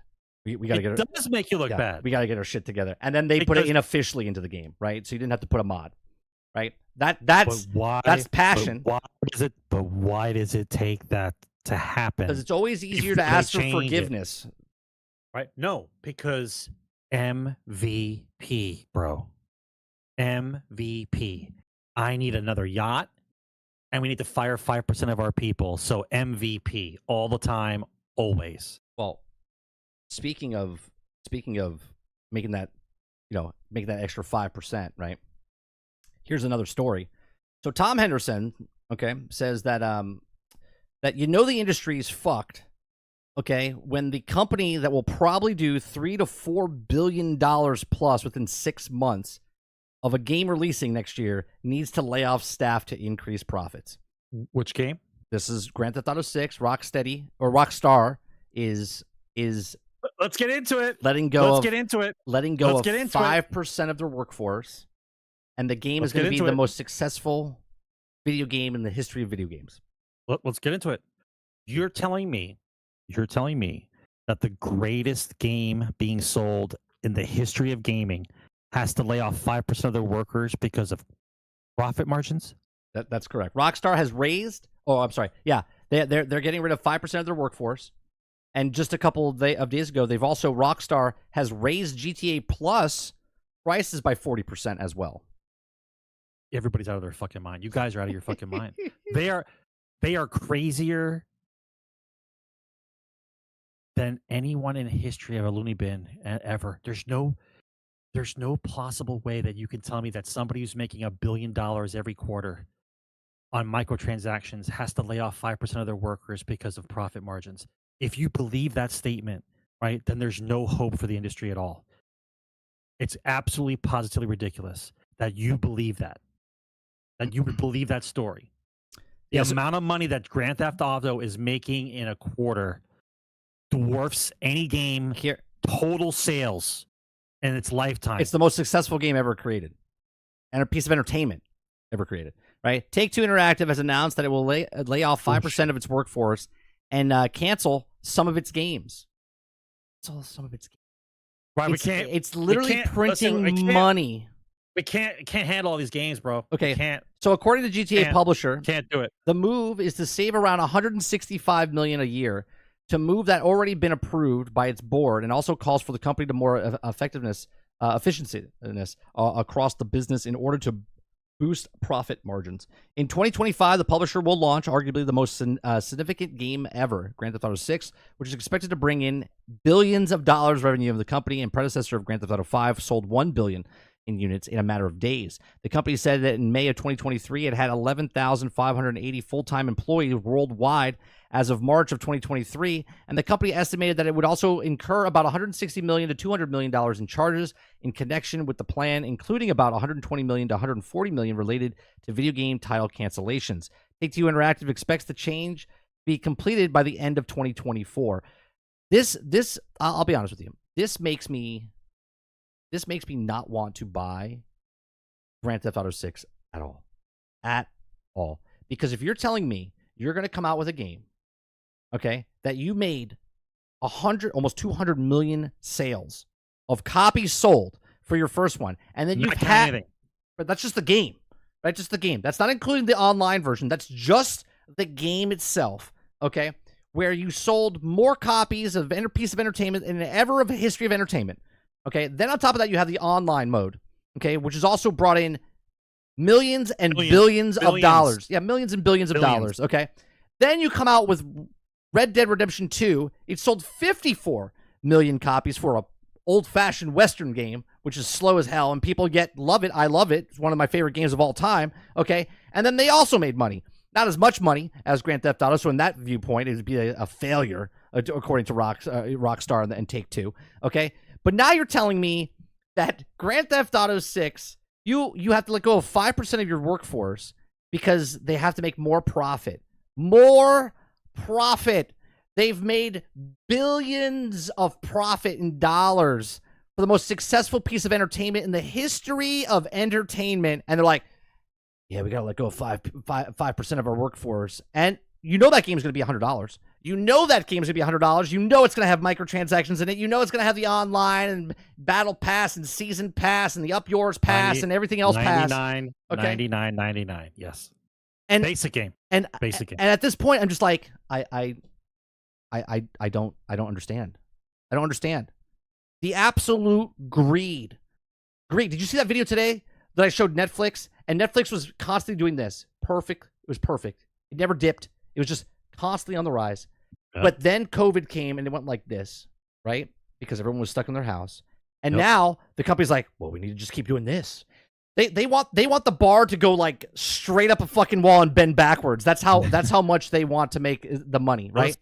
This would be time travel, bro. It can go straight up. They want to make all this money back over here. Yeah, that's well, you can't time travel, so it's up vertical. Yes, yeah. It's insanity the amount of greed. And they're like, yeah, we got to get more money. That right there, I'm like, I'm out. I'll wait for you 10 years from now. I'll pick up Grand Theft Auto 6 when it's like on sale for $20. I don't want to start rocking the boat and ruining everyone's Christmas, but I really do believe that Grand Theft Auto has been infiltrated by the other stuff, and I don't know if it's going to be the kind of game that you guys think it's going to be. I don't even care about the other stuff. I will wait to see how it is. I don't even care about the other stuff. This is fucked. Like a Bonnie and Clyde. It looks like a Bonnie and Clyde thing. It looks decent, but you can't tell me that this game you have to lay off people. You already know you have to lay off people for a game that hasn't come out yet because you don't have enough money to pay them. Yeah, but it can't. This is going to be the first $200 game. $200 game. You think so? Like wait, like one of the packages will be 200. 5 days early access, season pass with missions behind locked walls. Pair of sunglasses. Yeah, you get the sunglasses. You get the Miami Vice jacket. Right. You get Rocket and Tubbs. right? You get Yeah. you get Scar faces. It's not 80s. Doesn't matter. It's in Miami, right? You get Scarface, you get Miami, you get all the stuff. It'd be like 19999, 5 days early access, right? It's gonna happen. It's gonna happen. Standard edition. Well, if it's Grand Theft Auto, they would actually probably have to make it 169.69 is what they should do. If it's Grand Theft Auto, that's what the price should be, is 169.69 is what it should And then be. on top of this, are you ready for this? For 10 years the game's been out. For 10 years they sell 20 million copies per year for 10 years. And they've canceled every other game, right? Because they can't fit it in. They got to cancel the games, right? Because they're not making enough money. The lights need to shine. So we got to keep the lights on. Let's pretend for a moment I don't understand business at all. Let's just pretend I'm retarded. All right. Okay. Let's pretend I'm running a company. Okay. And I'm making a product and I make money off that product. So in order to increase sales, I want to make other products. Yep. So I'm going to make other games. I'm going to make Bully. I'm going to make this other Secret games. Agent. Agent. Right? Yeah. Agent. All these other games I can make. But instead, I realize now that this game makes so much money that I no longer have to make those other games. Correct. It's take too much time to make those games. Yeah. Because it takes too much time to make those games. I'm making profit now just by doing updates in Grand Theft Auto and selling credit cards. We have 11,000 people working on a game, right? Right. What one guy's working on like flowers, and that's all he does, and he gets paid $100,000 a year to work. Guy. Yeah, he's just a flower guy. Yeah. Right. But we can't afford the guys working on the one game now. We can't afford them. It's too expensive. Because we've decided that we're going to stop all other sources of income and just rely on credit card selling inside a Grand Theft Auto game. Like, you actually believe that, right? So, somebody is sitting in a chair going like, yeah, business is tight. The world's messed up. But this is COVID. Right? That's all you're going to. You just make exactly up right. whatever That's exactly and right. say whatever, and that's the gospel. That's the truth. Like, get the fuck out of my face. Yeah, no, Dave, Grand Theft Auto 5 started on Xbox 360 and PlayStation 3. Moved over to PlayStation 4 and Xbox One, which then moved over to Xbox Series SX and PlayStation 5. Okay? It's been around for 3 fucking generations of consoles. Same game. It averages 20 million copies a year. Okay? Just 2 years ago, which is 8 years into the life cycle of the game, they introduce Grand Theft Auto Plus, which is a Fallout first of Grand Theft Auto, okay? Where March 2022, the service gives members access to rotating assortments of Rockstar titles of GTA Online. Players receive extra cash, cars, cosmetics, and exclusive events. Previously, the price was $5.99, okay? A monthly membership now costs $7.99. Representing 33% increase in the U.S. and Europe and 40% rise in the U.K. GTA Plus doesn't offer multi-month or annual subscription options, right? Do you hear that? It doesn't offer multiple months. They charge just that $7.99 every single month because they don't want to give you deals because they know you're fucking addicted and they know you'll pay the $7.99 because you're a drug addict and you want to just keep playing GTA Online. Here's my question. And we've talked about this in the past, but I like to keep refreshing it because this is going to be a big topic when the game comes out. Honestly, I think it will be. No, right? People are going to bat an eye and be like, "Oh, it's..." No. Listen. What I'm saying is, people are so ingrained in playing GTA 5 and its entire online section of the game, right? When the new game comes out, I truly believe that Rockstar is kind of concerned. Because how are you going to transfer all those people that have been playing GTA 5 for this long in their world and move all those people to do the same thing, basically the EA of the move, to move all those people over to start doing the same thing inside that game? Because they're going to have 2 games running and they're going to have to support both of them. Right? How do you get everyone to come over? Yeah, go ahead. Take Grand Theft Auto 5 online, and this is why it's like its own separate entity. Move it in to that game's inside that of the game. Correct. That it's Inception. Yeah, GTA 5 is inside San Andreas is in the online. Right. You just take a plane and you go to take a plane and you travel to the other location. Okay. That way, I'm thinking that has to happen. That way, they're just servicing the online as a whole, not serving 2 games at the same time. Okay, that's what I think is going to happen. That's actually a good idea. Okay. Okay. I don't know. I could see that. That's just my speculation. I don't know if that's what the fucking they're doing. Okay. But can you imagine 8 years into the cycle, most successful piece of entertainment ever? They're like, you know what we should do? We should make a Fallout first for Grand Theft Auto Plus. And then for 2 years or 18 months, they had it for $5.99. They're like, you know, biggest piece of entertainment, we're just not making enough money. We should raise it by 40%. Right. 10 years. 10 years into the life cycle of the game, they're still raising the price. I'm telling you, man. Gaming as a whole, people are going to look at, I don't understand what the big deal is. Ubisoft's been doing this for years. That's not the excuse. The excuse is not, well, other guys are doing it, so it's okay. That's not the excuse. This shouldn't be happening. 5% of the workforce, well, there's 11,000 people that work at the company. That's a big chunk. Okay? So, I don't know, man. This kind of gives me a bad taste. Now, I'm not going to say I'm not going to play Grand Theft Auto 6, but this is not a good starting point right now, knowing that they're getting rid of 5% of the workforce where they're most profitable. Before the game's out? Before even the game's out, because they know when they release this, just like Tom Warren said, 3-4 billion easy. Guinea, bitch. Yeah. I need my gold guinea. 6 months in, 3-4 billion easy. This game is going to cruise by it. They're going to be like, my gold slipstream, my gold guinea, it's my gold yacht. Are you talking about GTA Online? No, this is real life stuff. This is real life. This is my gold boat, bitch. Right? That's what's going on right now. Prosy says you will pay to transfer your player over. Do that too? That's probably a good point, Prosy. That's probably more feasible than what I just said. Yeah, I agree. Clip says, I'd rather be a GTA guy than an Ubisoft guy. Hello Games gives you all their content for free. That's right, for just supporting their game, which I've been on record saying, all right, Hello Games, you can stop. You can stop. You've earned my respect back. Okay, you can charge me $20 for each DLC that comes out. I'm okay. You've given us 23 expansions over 7 years or something like that. It's insane. Okay.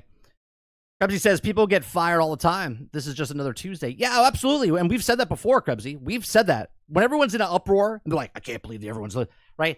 The problem is that when the company that is very profitable is making profit, and then they're like, well, we're making money, but we would like to make more money, right? Netflix wants the thing to do this. That's what all companies want. They want to rocket to the fucking sky, okay? If it ever plateaus, people have to get fired. If it ever goes straight up and just does this, people get fired. It's for everybody. Yeah.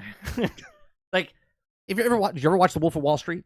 When everyone's winning, they're like, yeah. And then whenever everyone's gone. That's it. That's business life, man. It's crazy. All right. So let's go from that to let's see, Bungie. Okay, Bungie has a new IP, Sarge. I don't know if you know this, right? But it's all the same IP. The possibility of Bungie new IP possibly heading to mobile devices. Okay, a new development. We've been hearing this for a while. Bungie, the developer behind the iconic titles like Destiny, Halo, appear to be setting its sights on a mobile game with new IP. Recent job listings from the studio have sparked speculation, and their next big project could extend beyond traditional consoles and PC to embrace the ever-expanding world of mobile gaming.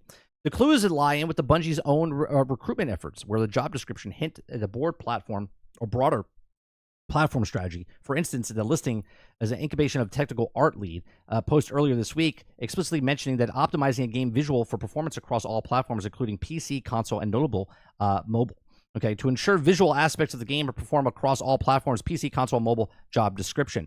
So similar position mentioned experience the mobile graphics development under the nice to have skills section, suggesting effort to ensure that the game visuals fidelity of smartphones and tablets. So what do you think, Sarge? Obviously, we knew they were working on a mobile game before, which then got canceled, and then they were just working on Destiny, and then they decided to get bought out by Sony, and then we have to. Where's your whiteboard?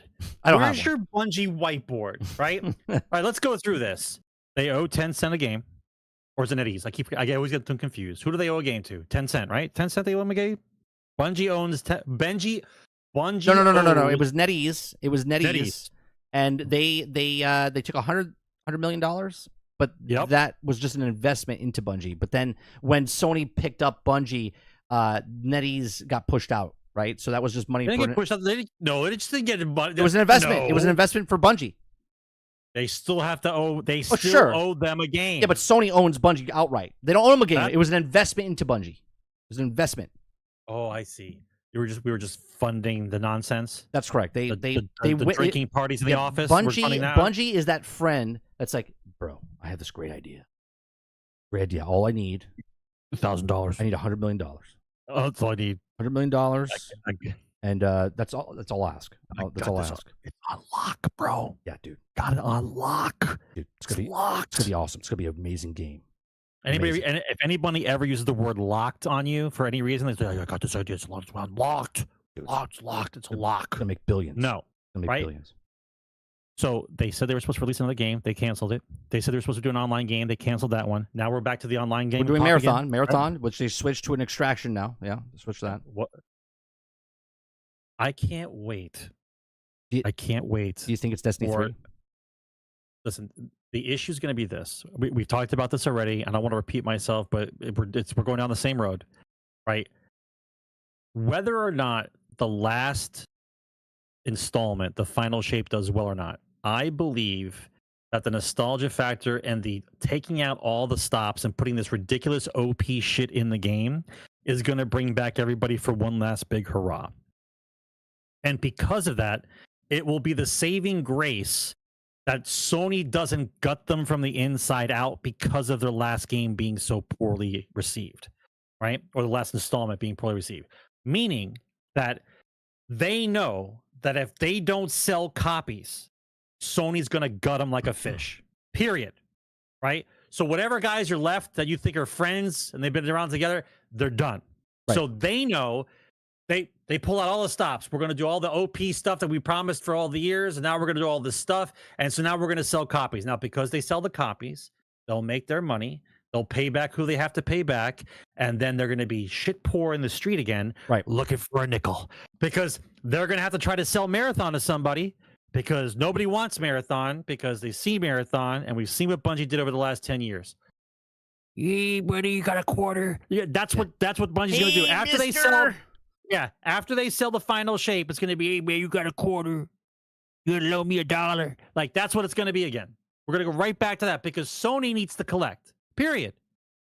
Right? They didn't do well on that last one, right? We misguessed by 45%. Well, you know what? I can be a nuclear scientist with a coin flip. I can do good or not. You guys are telling me you missed out your projections by 45%? Who the fuck is doing your books? Right. A 6-year-old? Right? How do you miss by 45%? That's ridiculous, right? We know they're in trouble. We know they can't manage money, and we know Sony got them for a song because otherwise they wouldn't have invested in it. They want their ability to sell live service and want to collect on that money, period. Right? That's it. Paul. That's it. Paul, you say it wasn't an investment. Literally, it was an investment, but they also got a board seat. But it was 100% an investment.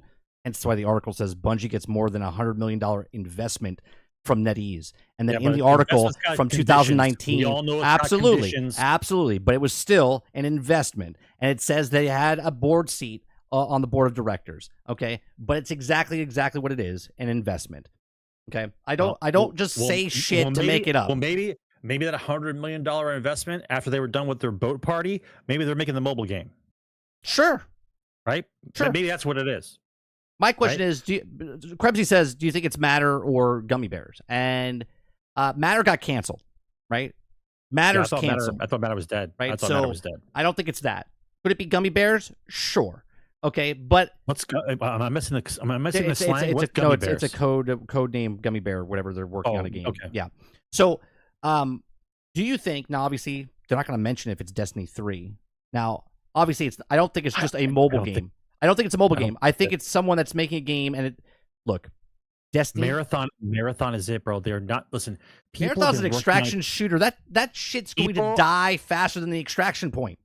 People are not going to be working on Destiny game after 10 years of working on Destiny. They have to let it go. They have to work on something else. They have to let those people breathe.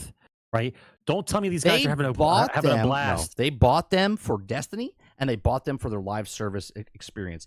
But then something went awry, and all they have left is Destiny, right? Destiny is Grand Theft Auto 5. Okay, What Grand Theft Auto. What happened to their dreams of 3 games, bro? What happened to Bungie's dream of doing 3 games? Nobody thought. Where are they? Nobody thought Helldivers was dead on arrival. They just thought Helldivers was what Helldivers was before, which was like 1 million, 1.5 million people playing the game and enjoy the game. Even Helldivers didn't think Helldivers was going to be what Helldivers is, right? So no one's giving shit to Helldivers. Even the company was like, yeah, we didn't expect this. We thought it was going to be like 100,000 people play. We didn't know there was going to be 1 million people buying, 8 million people buying the actual thing. You know what disturbs me? You know what disturbs me about Helldivers? Right? That it's so simply done and fun. Yeah.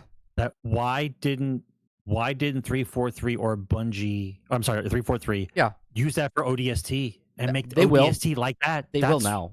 Because they'll copy What do you mean pasta. they will now? No, they will now. They'll look at Helldivers and go, we can make. I said this a couple weeks ago, months ago, right? When the game was first coming out, when it first came out 2 months ago, I said, Star Wars, Bad Batch, Helldivers. That's what it is. It's Helldivers, Bad Batch, video game done. So you believe copy pasta is on the way? Oh, wow. 100%. Helldivers did so well on something so basic that you believe copy pasta is on the way. 100%. Helldivers will be the standard now because people are scrambling. This made money. This was popular. What else can we do? What game can we put with the Helldivers type of gameplay? ODST, Star Wars, Warhammer, and pick IP, war, put it in, Helldivers recipe, good to go.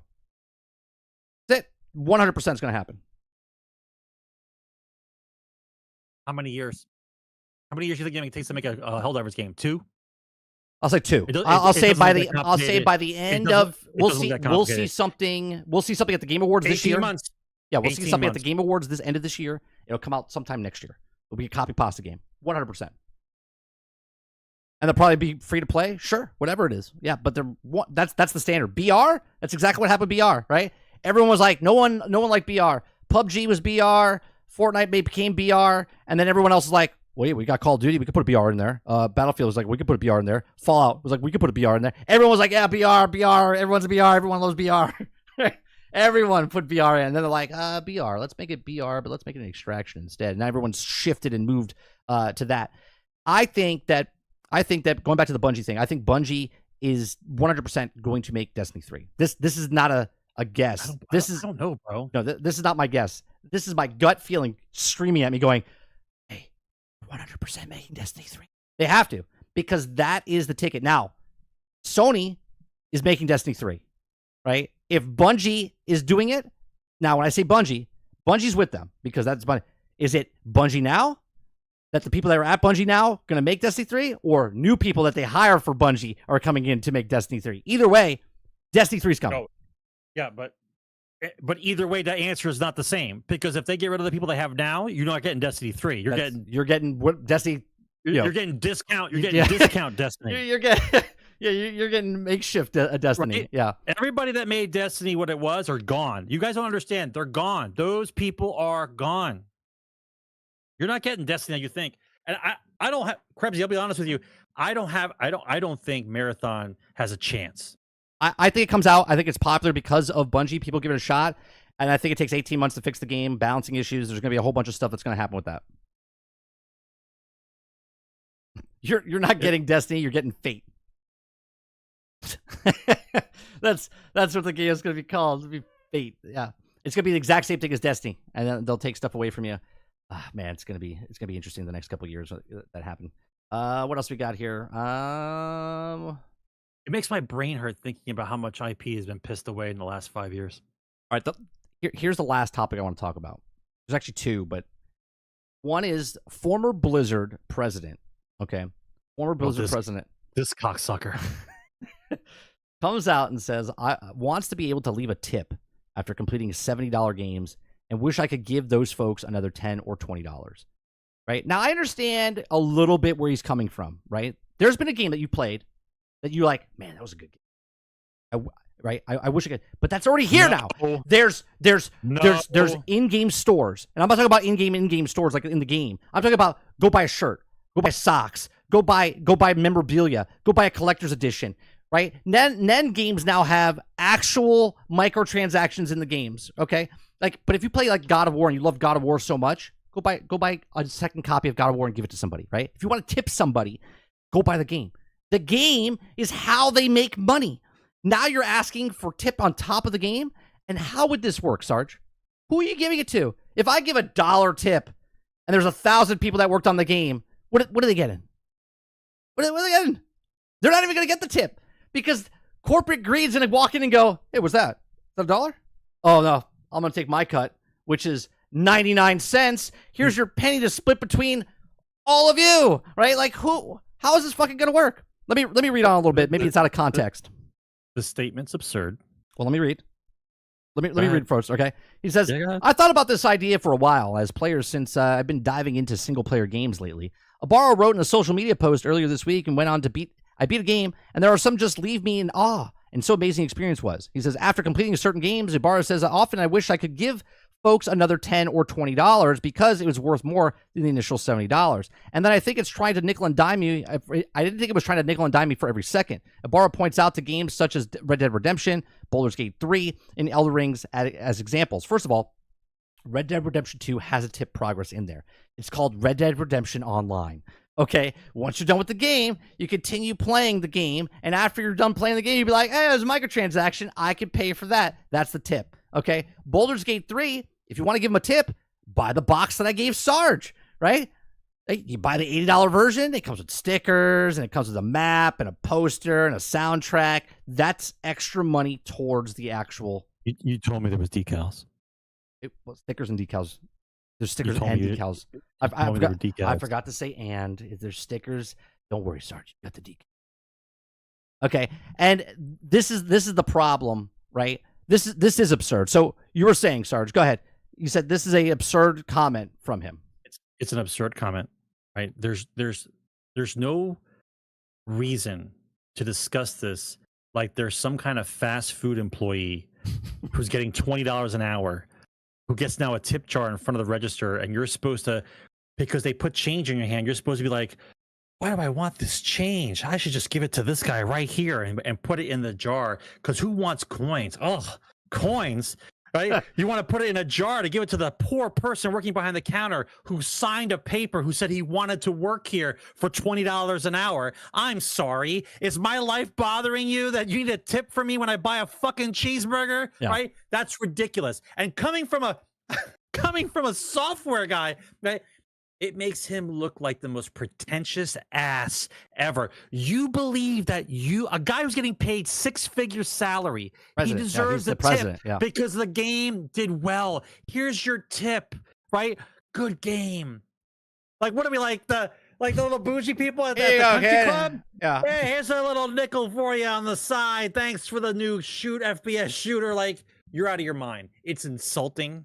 Right, number one. Number two, it's idiocy for him to open his mouth to say such a thing. Why doesn't anyone chastise him from his own company? Why doesn't there a blitz of people going like, we don't know this guy? Well, we don't know what he's talking about. Yeah, he left. Oh, that was his way of going out. Yeah, that's why he had time to play video games. It's like, I've been playing more single player games recently. Yeah, because he had time because he left the company. Because he's got his gold guinea and his slipstream. We're good. Yeah. Right? Yeah. You can listen, you can walk into a company, piss on everybody, fire everybody, make 10% more than you did the year before, golden parachute, and fucking peace out and walk out the fucking company. That's what these CEO guys do. That's all they do. He left. That's right. He left. Yeah. A lot of people left, Krebsy. Don't you read the articles? Like, what's her face left from Hasbro? She stepped down, right? You don't just leave, you step down. Oh, that's a big one. Stepping down is not like lefting. He's not like lefting. They're stepping out.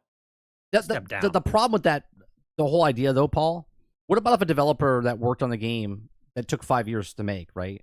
And one of the guys that worked on the game only worked on it for 6 months, and now he's off to another studio, right?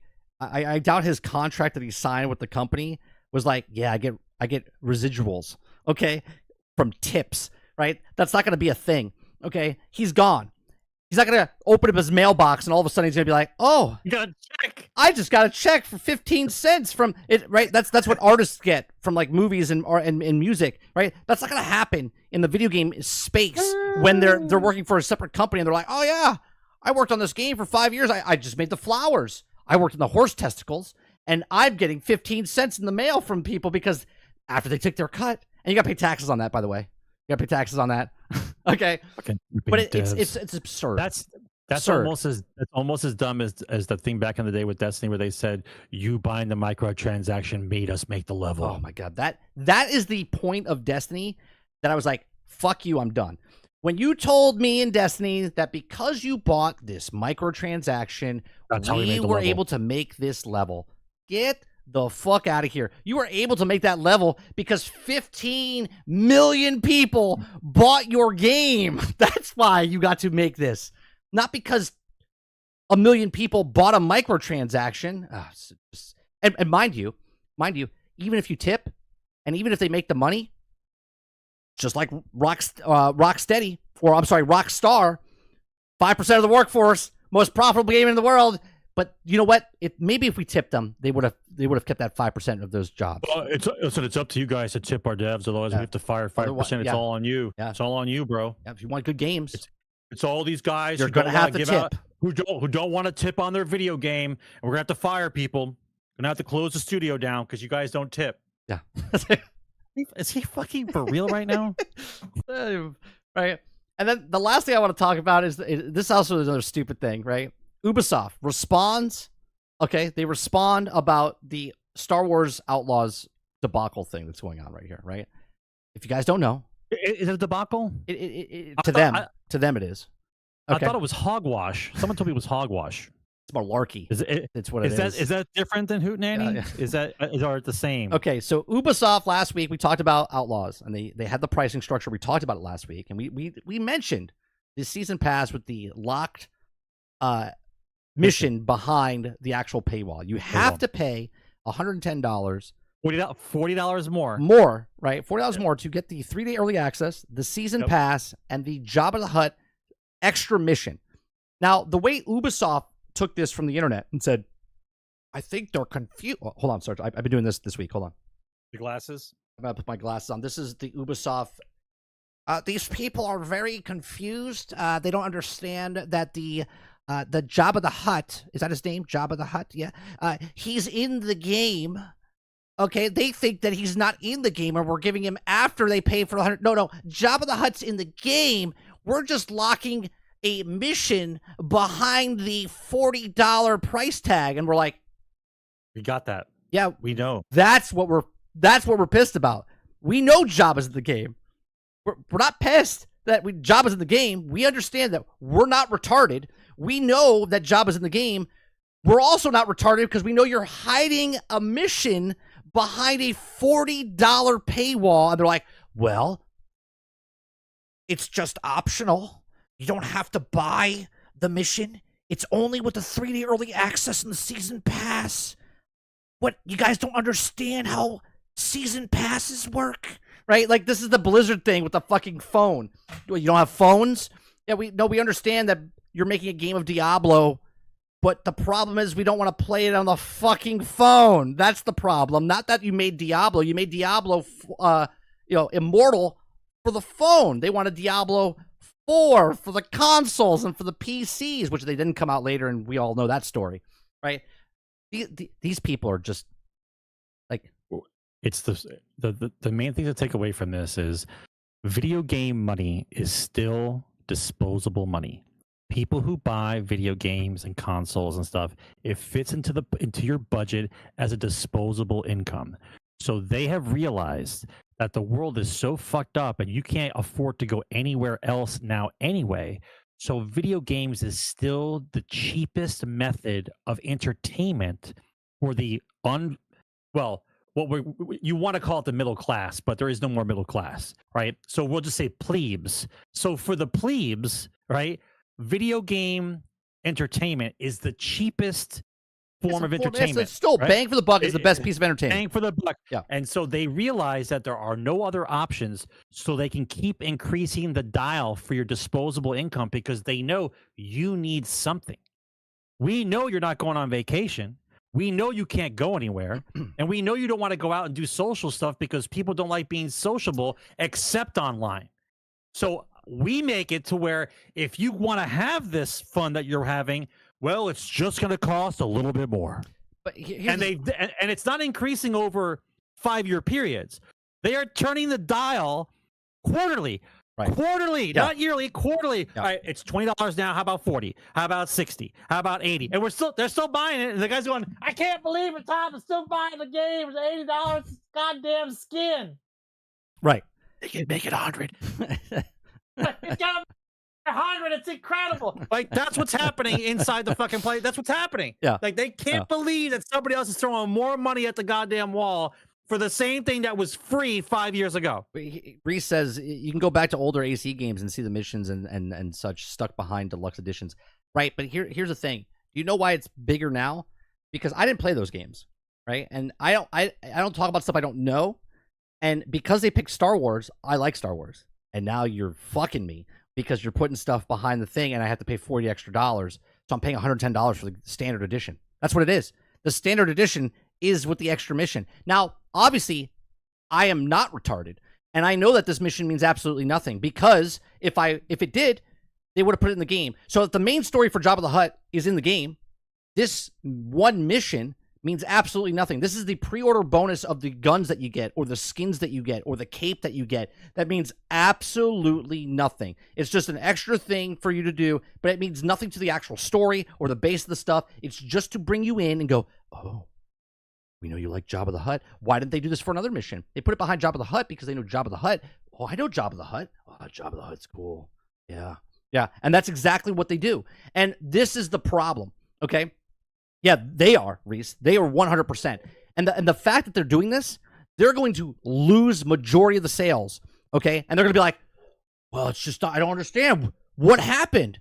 We got all the things correct. All the stats and the things told us that if we made this behind this, that we would have made 2.5% higher, and the graph would have been up, and we would have been But now they're like, no one bought the game. So in a month and a half, it'll be on sale, like Avatar was, like Skull and Bones was, and right. And the worst part is, Avatar. Well, they had to pay a royalty fee or whatever, right? Skull and Bones, they didn't. Okay, but Star Wars. Disney wants their money regardless if you're selling or not. They want that 25% on top of the 30% everybody else gets, right? You got to pay the Disney tax. And they're like, yeah, you can have that. Go ahead. They don't care. Disney's getting paid. Okay. But Ubisoft's like going to be left there sitting there going, I don't understand. We did everything that they told us.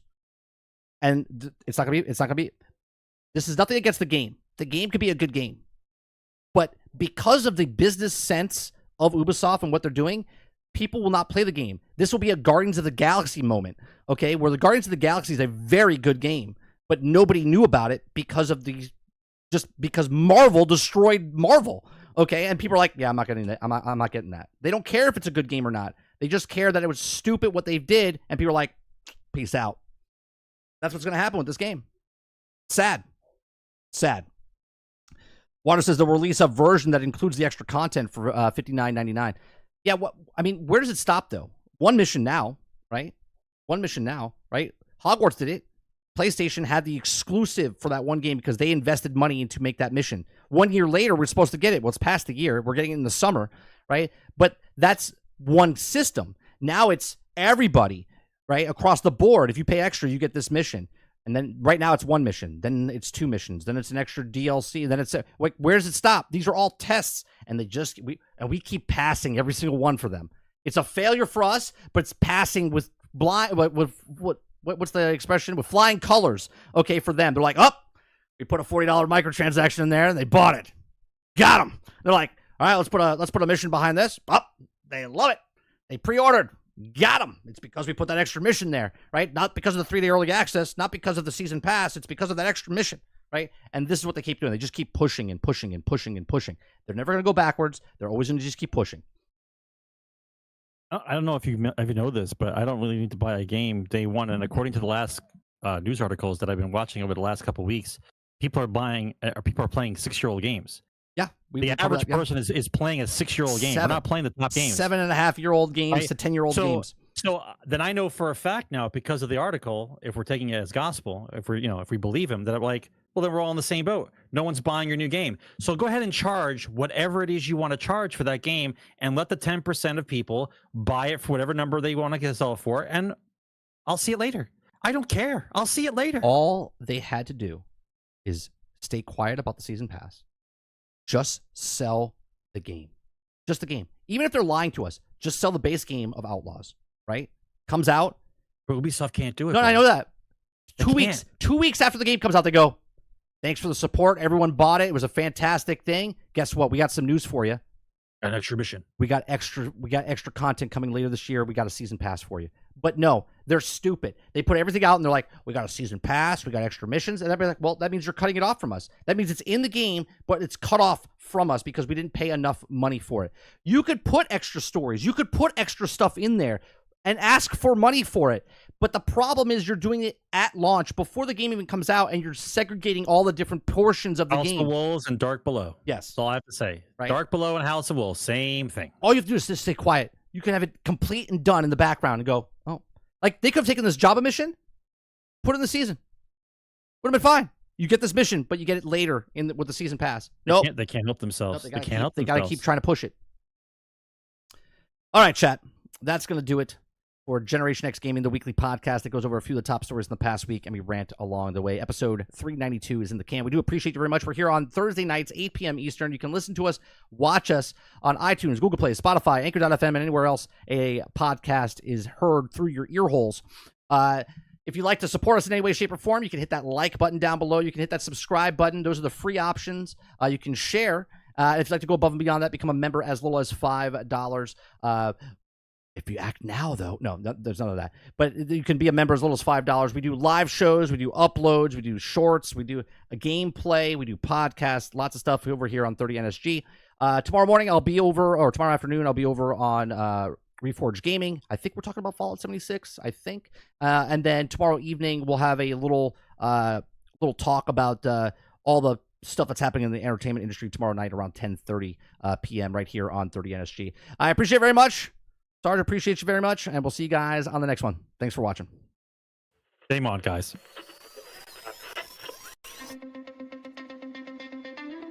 They're two brothers and gamers that have been playing games since the early 1980s. Combined, they have over 65 years experience. Join them each week as they discuss and rant about gaming and entertainment news. This is Generation X Gaming.